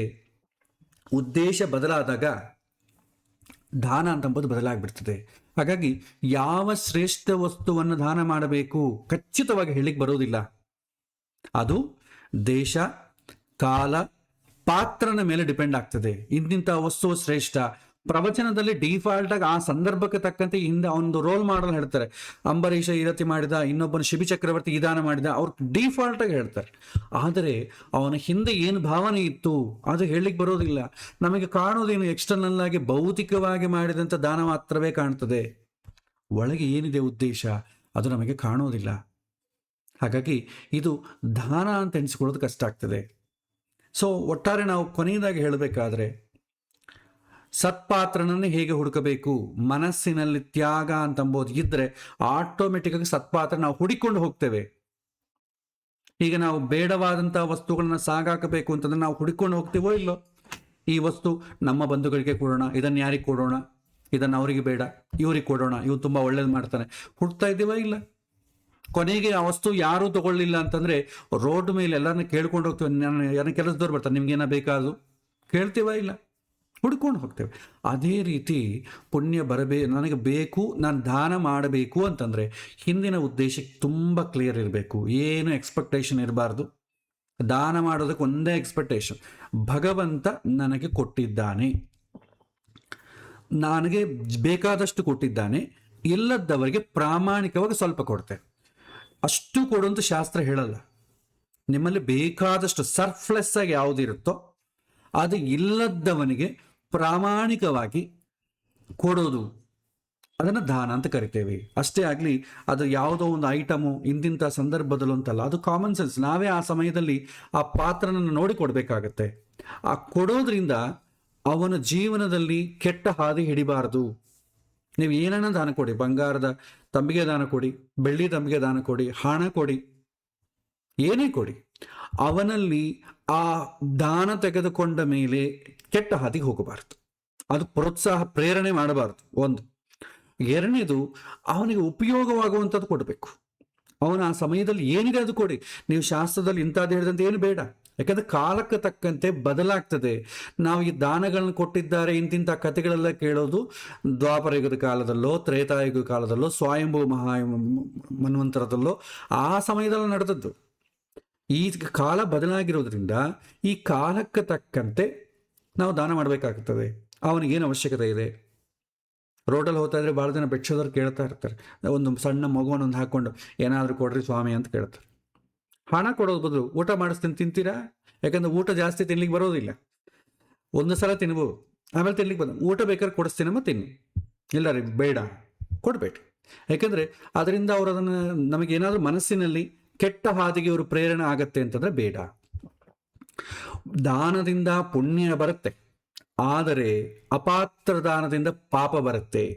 ಏನು ಮಾಡದೇ ಇದ್ರೆ ಪುಣ್ಯ ಇಲ್ಲ, ಪಾಪ ಇಲ್ಲ. ಆದರೆ ಪುಣ್ಯ ಖಂಡಿತ ತಂದುಕೊಳ್ಳೇಬೇಕು. ಯಾಕಂದ್ರೆ ಈ ಜನ್ಮದಲ್ಲಿ ಏನೋ ನಮಗೆ ಬೇಕಾದಂಥ ಫೆಸಿಲಿಟೀಸ್ ಇದೆ, ಪುಣ್ಯ ಇದೆ. ಬರೋ ಜನ್ಮದಲ್ಲಿ ಕೂಡ ನಮಗೆ ಒಳ್ಳೆ ಸ್ಥಿತಿ ಬರಬೇಕಲ್ಲ, ಅವಾಗ ಪುಣ್ಯ ಇಲ್ಲದಿದ್ರೆ ಹೇಗೆ? ಜ್ಯೋತಿಷ್ಯದಲ್ಲಿ ನಾವು ಕೇಂದ್ರ ಸ್ಥಾನಗಳು, ತ್ರಿಕೋಣ ಸ್ಥಾನಗಳು ಬಲವಾಗಿದೆಯೋ ಇಲ್ಲೋ ಅಂತಂತೇವೆ. ಆ ಕೇಂದ್ರ ತ್ರಿಕೋಣ ಸ್ಥಾನಗಳು ಬಲವಾಗಿರ್ಬೇಕಾದ್ರೆ ಏನು ಮಾಡಬೇಕು? ಹಿಂದಿನ ಜನ್ಮದಲ್ಲಿ ದಾನ ಮಾಡಿದ್ರೇನೆ ಬರ್ತದೆ, ಸುಮ್ಮನೆ ಬರೋದಿಲ್ಲ. ಹಾಗೆ ದಾನ ಮಾಡಿದ್ದ ಕಾರಣ ಪುಣ್ಯ ಬಂತು. ಆ ಪುಣ್ಯ ಈ ಜನ್ಮಕ್ಕೆ ಟ್ರಾನ್ಸ್ಫರ್ ಆಯಿತು. ಪುಣ್ಯ ಫಲ ಕೊಡಿತು. ಇಲ್ಲ ರೀ ಪುಣ್ಯ ದಾನ ಮಾಡಿದ್ರೆ ಮತ್ತೆ ಅದು ಗೊತ್ತಿಲ್ಲ, ನಾವು ಸುಮ್ಮನೆ ಅದು ಏನತ್ತು ಕೆಟ್ಟ ಕೆಲಸ ಆಗ್ತದೋ, ಕೆಟ್ಟ ಪುಣ್ಯ ಪಾಪ ಬರ್ತದೆ, ನನಗೆ ಯಾಕೆ ಬೇಕು, ನಾನೇನೂ ಮಾಡೋದೇ ಇಲ್ಲ, ಫೈನ್. ಮಾಡದೇ ಇದ್ರೂ ಕೂಡ ಬರೋ ಜನ್ಮದಲ್ಲಿ ನಾವು ಸಾಧಾರಣವಾಗಿ ಹುಡ್ತೀವಿ. ಈ ಫೆಸಿಲಿಟೀಸ್ ಯಾವುದು ಎಕ್ಸ್ಪೆಕ್ಟ್ ಮಾಡ್ಲಿಕ್ಕೆ ಆಗೋದಿಲ್ಲ. ನಾವು ಯಾವ ಊರಲ್ಲಿ ಹುಟ್ಟಬೇಕು, ಯಾವ ದೇಶದಲ್ಲಿ ಹುಟ್ಟಬೇಕು, ಎಂತಹ ಜನಗಳ ಮಧ್ಯೆ ಹುಟ್ಟಬೇಕು ಅಂತಂಬೋದು ನಮ್ಮ ಪುಣ್ಯ ಡಿಸೈಡ್ ಮಾಡುತ್ತೆ. ಇದು ಕರ್ಮ ಸಿದ್ಧಾಂತ ಜ್ಯೋತಿಷ್ಯ ಭಾಗದಲ್ಲಿ ಗೊತ್ತಾಗ್ತದೆ. ಹಾಗಾಗಿ ಪುಣ್ಯ ಮಾಡಿಕೊಳ್ಳೇಬೇಕು. ಎಷ್ಟು ದಾನ ಮಾಡಬೇಕು ಅಂತಂಬೋದಕ್ಕಿಂತಲೂ ಎಷ್ಟು ಕ್ವಾಲಿಟಿ ಇದೆ ಅಂತಂಬೋದು ಮುಖ್ಯ. ನಿಮಗೆ ಪುಣ್ಯ ಜಾಸ್ತಿ ಬರುತ್ತೆ, ಕಡಿಮೆ ಬರುತ್ತೆ ಅಂತಂಬೋದು ನೀವು ವಸ್ತು ಕೊಡುವಂಥ ಕ್ವಾಂಟಿಟಿ ಮೇಲೆ ಡಿಪೆಂಡ್ ಆಗಿರಲ್ಲ, ಕ್ವಾಲಿಟಿ ಮೇಲೆ ಡಿಪೆಂಡ್ ಆಗ್ತದೆ. ಒಬ್ಬ ಸಣ್ಣ ಒಂದು ಹಸಿದವನಿದ್ದಾನೆ, ಒಂದು ಹಣ್ಣನ್ನು ಕೊಡಿ ಅವರಿಗೆ, ಅದು ಏನೂ ಕಷ್ಟ ಇಲ್ಲದಂಥ ಒಬ್ಬ ವ್ಯಕ್ತಿಗೆ ನೀವು ₹1,00,000 ದಾನ ಮಾಡಿದ್ರು ಕೂಡ ಆ ಕ್ವಾಲಿಟಿ ಕೆಳಗೆ ಬರೋದಿಲ್ಲ. ತುಂಬ ಕಡಿಮೆನೇ ಅದು. ಅದಕ್ಕೆ ಅವನಿಗೆ ಯಾವಾಗ ಅವಶ್ಯಕತೆ ಇದೆ, ಏನು ಅವಶ್ಯಕತೆ ಇದೆ, ಆ ಸಮಯದಲ್ಲಿ ಅವನಿಗೆ ಇದ್ದ ಕಡೆಯೇ ಹೋಗಿ ದಾನ ಮಾಡೋದೇ ದಾನ. ಅದು ಎಂಥ ವಸ್ತು ಅಂತ ಹೇಳೋದಿಲ್ಲ ಶಾಸ್ತ್ರ. ನಿನ್ನಲ್ಲೇನಿದೆ ಅದನ್ನೇ ಕೊಡು. ಇನ್ನೊಬ್ಬರಿಗೆ ಸಹಾಯ ಮಾಡುವುದು ನಮ್ಮ ಕರ್ತವ್ಯ, ಅದು ಮನುಷ್ಯ ಧರ್ಮ. ಅದು ಕಷ್ಟದಲ್ಲಿದ್ದವನಿಗೆ, ಯಾಕೆಂದರೆ ಸಾಮಾಜಿಕವಾದಂಥ ಒಂದು ಧರ್ಮ ಇರುತ್ತೆ ನಮಗೆ. ಯಾಕೆಂದರೆ ನಾವು ಊಟ ಮಾಡ್ತಾ ಇದ್ದೀವಲ್ಲ, ನಾವೇ ಬೆಳೆಸ್ಕೊಡ್ತಾ ಇದ್ದೀವ ಇಲ್ಲ, ಸಮಾಜದಲ್ಲಿ ಯಾರೋ ಬೆಳೆಸ್ತಾ ಇದ್ದಾರೆ. ಭತ್ತವನ್ನು ಬೆಳೆಸ್ತಾರೆ ಒಬ್ಬರು, ಬೇಳೆಯನ್ನು ಬೆಳೆಸ್ತಾನೆ ಒಬ್ಬರು, ಎಣ್ಣೆಗೆ ಸಂಬಂಧಪಟ್ಟ ಬೀಜವನ್ನು ಬೆಳೆಸ್ತಾನೆ ಒಬ್ಬರು. ಒಬ್ಬೊಬ್ಬರು ಒಬ್ಬೊಂದು ಬೆಳೆಸಿ ಕಾಂಟ್ರಿಬ್ಯೂಷನ್ ಮಾಡ್ತಾರೆ ಸಮಾಜದಲ್ಲಿ. ಅದನ್ನೆಲ್ಲ ತಗೊಂಡ್ಬಂದು ನಾನು ಅನುಭವಿಸ್ತಾ ಇದ್ದೆ. ಎಲ್ಲರ ಕಾಂಟ್ರಿಬ್ಯೂಷನ್ ಇದೆ, ಸಮಾಜದ ಕಾಂಟ್ರಿಬ್ಯೂಷನ್. ಹಾಗಾಗಿ ನಾವು ಕೂಡ ಸಮಾಜಕ್ಕೆ ನೆರವಾಗಿರೋದು ಬೇಡವಾ? ಬರೀ ನಾನು ಉಪಯೋಗಿಸ್ಕೋತೀನಿ ನನ್ನ ಸುಖಕ್ಕೆ ಮಾತ್ರ ಅಂದ್ಕೊಂಡ್ರೆ ಹೆಂಗೆ? ಅದಕ್ಕೆ ಸಮಾಜ ಧರ್ಮ ಅಂತ ಹೇಳ್ತಾರೆ. ಧರ್ಮದಲ್ಲಿ 3 ಥರ: ಸ್ವಧರ್ಮ, ಸಮಾಜ ಧರ್ಮ, ಸನಾತನ ಧರ್ಮ. ಸ್ವಧರ್ಮ ಅಂದರೆ ನನ್ನ ಧರ್ಮ ಏನು, ಸಮಾಜದ ಧರ್ಮ ಅಂದರೆ ಸಮಾಜದಲ್ಲಿ ನಾನು ಒಬ್ಬನಾಗಿದ್ದೇನೆ, ನನ್ನ ಕಾಂಟ್ರಿಬ್ಯೂಷನ್ ಏನು. ಸನಾತನ ಧರ್ಮ, ದ ಹೋಲ್ ಪರ್ಪಸ್, ನಾನು ಈ ಪ್ರತಿ ಜನ್ಮದಲ್ಲೂ ಬರ್ತಾ ಇದ್ದೇನೆ, ನನ್ನ ಡ್ಯೂಟಿ ಏನು. ಹಾಗಾಗಿ ದಾನ ಅಂತ ಅಂಬೋದು ಮ್ಯಾಂಡೇಟರಿ ಆಗ್ತದೆ. ಸತ್ಪಾತ್ರ ಧಾರಣ ಮಾಡಿದರೆ ಪುಣ್ಯ ಬರ್ತದೆ. ಏನೂ ಆಲೋಚನೆ ಮಾಡದೆ ಯಾವುದೋ ಒಂದು ಕ್ರಿಯೆ ಮಾಡಕ್ಕೆ ಹೋದರೆ ಅದರ ಜೊತೆ ಪಾಪ ಕೂಡ ಬರುತ್ತೆ. ಆ ಪಾಪ ಬಂದಿದೆಯೋ ಪುಣ್ಯ ಬಂದಿದೆಯೋ ನಮಗೆ ಗೊತ್ತಾಗೋದು ಬರೋ ಜನ್ಮದಲ್ಲಿ. ತ್ರೇತಾಯುಗ, ದ್ವಾಪರ ಯುಗದಾರಿ ಇಮಿಡಿಯೇಟ್ಲಿ ಗೊತ್ತಾಗ್ತಿದ್ದು. ಕಲಿಯುಗದಲ್ಲಿ ಒಳ್ಳೇದು ಮಾಡಿದ್ರು ಕೆಟ್ಟದ್ದು ಮಾಡಿದ್ರು ಒಂದು ಜನ್ಮ ವೆಯ್ಟ್ ಮಾಡಬೇಕು. ಜಾತಕದಲ್ಲಿ ನಿಮ್ಗೆ ಆಲ್ಮೋಸ್ಟ್ ಅಲ್ಲಿ ಗೊತ್ತಾಗ್ತದೆ. ಅಥವಾ ಇನ್ನೊಂದು ಫೆಸಿಲಿಟಿ ಇದೆ, ಸಾಯೋ ಸಮಯದಲ್ಲಿ ಗೊತ್ತಾಗ್ಬಿಡ್ತದೆ. ಸಾಯೋ ಸಮಯದಲ್ಲಿ ಅವನ ಮನೋಭಾವ, ಅಥವಾ ಸತ್ತ ನಂತರ ಯಾವ ನಕ್ಷತ್ರದಲ್ಲಿ ಸತ್ತಿದ್ದಾನೆ ಅಂತ ಅಂಬೋದು ಗೊತ್ತಾಗ್ತದಲ್ಲ, ಆ ಸಮಯದಲ್ಲಿ ಜಾತಕ ಹಾಕಿದ್ರೆ ಏನು ಪುಣ್ಯ ಮಾಡಿದೆ ಅಂತ ಗೊತ್ತಾಗ್ತದೆ. ಆದರೆ ಕೇಳಲಿಕ್ಕೆ ಆ ಮನುಷ್ಯ ಇರೋದಿಲ್ಲ, ಅದೇ ಪ್ರಾಬ್ಲಮ್. ನಮಗೆ ಗೊತ್ತಾಗ್ತದೆ ಇವನು ಹುಟ್ಟಿದಾಗಿಂದ ಸಾಯೋ ತನಕ ಪುಣ್ಯ ಮಾಡಿದ್ದಾನೆ ಪಾಪ ಮಾಡಿದ್ದಾನೆ, ನಮಗೆ ಗೊತ್ತಾಗ್ತದೆ. ನಮಗೆ ಗೊತ್ತಾಗಿ ಏನು ಪ್ರಯೋಜನ? ಪಾಪ ಪರ್ಸನಿಗೆ ಗೊತ್ತಾಗೋದಿಲ್ಲ. ಸೊ ಇದು ತುಂಬ ಸೂಕ್ಷ್ಮವಾದಂಥ ಸೈಕಾಲಜಿ. ಇಲ್ಲಿ ನಾನು ಹೇಳೋದಿಷ್ಟೇ, ಯಾವ ವಸ್ತು ದಾನ ಮಾಡಬೇಕು ಅಂತಂಬೋದು ಆ ದೇಶ, ಕಾಲ, ಸ್ಥಿತಿ ಅದರ ಮೇಲೆ ಡಿಪೆಂಡ್ ಆಗ್ತದೆ. ದಾನ ಅಂತಂಬೋದು ನಿಮಗೆ ಸರ್ಫ್ಲೆಸ್ ಆಗಿ ಏನಿದೆ ಅದನ್ನು ಕಿಂಚಿತ್ ದಾನ ಮಾಡಿ, ಬಟ್ ನಿಮ್ಮ ಅಂತರಂಗದಲ್ಲಿ ಪ್ರಾಮಾಣಿಕತೆ ಇರಲಿ. ಭಗವಂತ ನನಗೆ ಕೊಟ್ಟಿದ್ದಾನೆ, ನಾನು ಪ್ರಾಮಾಣಿಕವಾಗಿ ಇನ್ನೊಬ್ಬನಿಗೆ ಕೊಡೋದು ನನ್ನ ಕರ್ತವ್ಯ, ಇದೊಂದೇ ಇರಬೇಕು. ಅದು ಸ್ವರ್ಗದ ಪೈಕಿಯೋ ಪುಣ್ಯ ಬರಲಿ ಅಂತನೋ ಏನು ಬೇಡ. ಒಂದು ವೇಳೆ ಪುಣ್ಯ ಕೇಳದಿದ್ದರೆ ಭಗವಂತ ಕೊಡೋದಿಲ್ವೇನೋ, ಎಲ್ಲ ಸಿಸ್ಟಮ್ ಪ್ರಕಾರ ನಡೀತದೆ. ನೀವು ಕೇಳಿದ್ರೇನು ಎಕ್ಸ್ಟ್ರಾ ಕೊಡೋದಾಗ್ಲಿ, ಕೇಳದಿದ್ರೆ ಬಿಡೋದಾಗ್ಲಿ, ಆ ಥರ ಏನಿಲ್ಲ. ತಾಯಿ ಕೂಡ ಕೇಳಿದ್ರೇನೆ ಊಟ ಬಡಿಸ್ತಾಳೆ. ನಾವೇನು ಕೇಳ್ಕೊಂಡಿವ ಭಗವಂತನ ಈ ಮನುಷ್ಯ ಶರೀರ ಕೊಡು ಅಂತ? ಕೇಳಿಲ್ವಲ್ಲ, ಆಟೋಮೆಟಿಕ್ ಕೊಡ್ತಾನೆ. ಫೆಸಿಲಿಟೀಸ್ ಕೇಳ್ಕೊಂಡಿವ? ಇಲ್ಲಲ್ಲ. ಇದೆಲ್ಲ ಸಿಸ್ಟಮ್ ಪ್ರಕಾರ ನಡೆಯುತ್ತೆ. ಸೊ ಏನು ಬಯಸದೆ ಯಾರಿಗೆ ಏನು ಅವಶ್ಯಕತೆ ಇದೆ ಪ್ರಾಮಾಣಿಕವಾಗಿ ದಾನ ಮಾಡೋದು ದಾನ ಅಂತ ಅನಿಸಿಕೊಳ್ಳುತ್ತೆ. ದಾನದಲ್ಲಿ 2 ಥರ: ಒಂದು ಬಾಹ್ಯದಲ್ಲಿ ಕಾಣುವಂಥ ಕ್ರಿಯೆ, ಅಂತರಂಗದಲ್ಲಿರುವಂಥ ಅನುಸಂಧಾನ, ಅನುಭವ. ಹಾಗಾಗಿ ಹೊರಗಿನ ಕ್ರಿಯೆ ಏನು, ವಸ್ತು ಮೇಲೆ ಡಿಪೆಂಡ್ ಆಗ್ತದೆ. ನೀವು ಯಾವ ವಸ್ತು ಕೊಡ್ತೀರ ಎಲ್ಲ ಕೂಡ ಮನಸ್ಸಿನಲ್ಲೇ ಪ್ಲಾನಿಂಗ್ ಆಗ್ತದೆ. ಯಾವ ವಸ್ತು ಕೊಡಬೇಕು, ಯಾರಿಗೆ ಕೊಡಬೇಕು, ಯಾವಾಗ ಕೊಡಬೇಕು, ಎಷ್ಟು ಕೊಡಬೇಕು ಅಂತಂಬೋದು ಅಂತರಂಗದಲ್ಲಿ ಪ್ಲಾನ್ ಆಗ್ತದೆ. ಹಾಗಾಗಿ ತ್ಯಾಗ ಅಂತಂಬೋ ಗುಣವನ್ನು ಬೆಳೆಸಿಕೊಂಡು ದಾನವನ್ನು ಮಾಡಬೇಕು ಅಂತ ಹೇಳ್ತಾರೆ. ಇದು ಶಾಸ್ತ್ರ ನಮಗೆ ತಿಳಿಸುವಂಥ ವಿಚಾರ. ಮುಂದಿನ ಶ್ಲೋಕ ಸಮಯ ಆಗಿಬಿಟ್ಟಿದೆ. ಸೊ ಹಾಗಾಗಿ ಇವತ್ತಿನ ಪಾಠ ಇಲ್ಲಿಗೆ ಮುಗಿಸ್ತೇನೆ. ಭಗವದ್ಗೀತೆಯನ್ನು ಕಂಪ್ಲೀಷನ್ ಎಷ್ಟು ಬೇಗ ಮಾಡಬೇಕು ಅಂತ ನನ್ನ ಉದ್ದೇಶ ಅಲ್ಲ. ಭಗವದ್ಗೀತೆಯಲ್ಲಿರುವಂಥ ವಿಷಯಗಳು ನಮ್ಮ ನಿತ್ಯ ಜೀವನದಲ್ಲಿ ಎಲ್ಲಿ ಹೆಲ್ಪ್ ಆಗುತ್ತೆ, ನಾವು ಅದನ್ನು ಹೇಗೆ ಸ್ವಲ್ಪ ಅಟ್ಲೀಸ್ಟ್ ಕಿಂಚಿತ್ತಾದರೂ ನನ್ನ ಜೀವನದ ನಡೆಯಲ್ಲಿ ಬದಲಾವಣೆ ತಂತು ಅಂತಂದರೆ ಸಾಕು, ಅದೇ ಜೀವನ ಆನಂದ. ಎಲ್ಲ ಶ್ಲೋಕಗಳನ್ನು ನಾನು ಕಲ್ತಿದ್ದೇನೆ ಅಂತ ಅಹಂಕಾರ ನಮಗೆ ಬೇಡ. ಅಟ್ಲೀಸ್ಟ್ ಎಲ್ಲೋ ಒಂದು ಕಡೆ ಮನಸ್ಸು ಬದಲಾಗಿದ್ರೆ ಆನಂದ ಆಗುತ್ತೆ ಅಂತಂಬೋದು ಉದ್ದೇಶದಿಂದ ಈ ಒಂದು ವಿಚಾರವನ್ನು ನಿಮ್ಮ ಜೊತೆ ಹಂಚಿಕೊಡ್ತಾ ಇದ್ದೇನೆ. ಇದು ಉದ್ದೇಶವೂ ಇಷ್ಟೇ. ಜ್ಯೋತಿಷ್ಶಾಸ್ತ್ರದಲ್ಲಿ ನಾವು ಪುಣ್ಯ ಪಾಪ ಹೀಗೆ ಮಾಡಿದ್ದಾನೆ ಹಾಗೆ ಮಾಡಿದ್ದಾನೆ ಇದೆಲ್ಲ ನಾವು ಅನುನಿತ್ಯ ಉಲ್ಲೇಖನ ಮಾಡ್ತಾ ಇರ್ತೇವೆ. ಹಾಗಾಗಿ ಸ್ವಲ್ಪ ಇದನ್ನು ತಿಳ್ಕೊಂಡಾಗ ಸ್ವಲ್ಪ ಕ್ರಿಯೆಯಲ್ಲೂ ಬದಲಾಗ್ತದೆ. ನಾವು ಜನಗಳಿಗೆ ಕೊಡುವಂಥ ರೆಮಿಡೀಸಲ್ಲಿ ಕೂಡ ಸ್ವಲ್ಪ ಬದಲಾವಣೆ ಆಗ್ತದೆ. ಹಾಗಾಗಿ ನಾವು ಒಳ್ಳೆಯ ಮಾರ್ಗದಲ್ಲಿ ಕಳಿಸಿದ ಒಂದು ಗೈಡ್ ಮಾಡಿದಂಥ ಪುಣ್ಯ ಕೂಡ ಬರುತ್ತೆ ಅಂತ ಉದ್ದೇಶದಿಂದ ಈ ಮನಃಶಾಸ್ತ್ರದ ಪಾಠವನ್ನು ಮುಂದುವರಿಸ್ತಾ ಇದ್ದೇವೆ. ಹಾಗಾಗಿ ಇದು ಅವರವರ ಶಕ್ತಿ, ಅವರವರ ಸಂಕಲ್ಪ ತಕ್ಕಂತೆ ನಿತ್ಯ ಜೀವನದಲ್ಲಿ ಅಳವಡಿಸೋದು ಶ್ರೇಷ್ಠ ಅಂತ ನನ್ನ ಭಾವನೆ. ಸೊ ಇದು ಸಮಯಾತೀತ ಆಗಿರೋದ್ರಿಂದ ಇಲ್ಲಿಗೆ ಮುಕ್ತಾಯ ಮಾಡ್ತೇನೆ. ಮತ್ತೆ ಬರುವಂಥ ವಾರ ಯಥಾ ರೀತಿ ಪಾಠದಲ್ಲಿ ಮುಂದುವರಿಯೋಣ. ಶ್ರೀಕೃಷ್ಣಾರ್ಪಣಮಸ್ತು.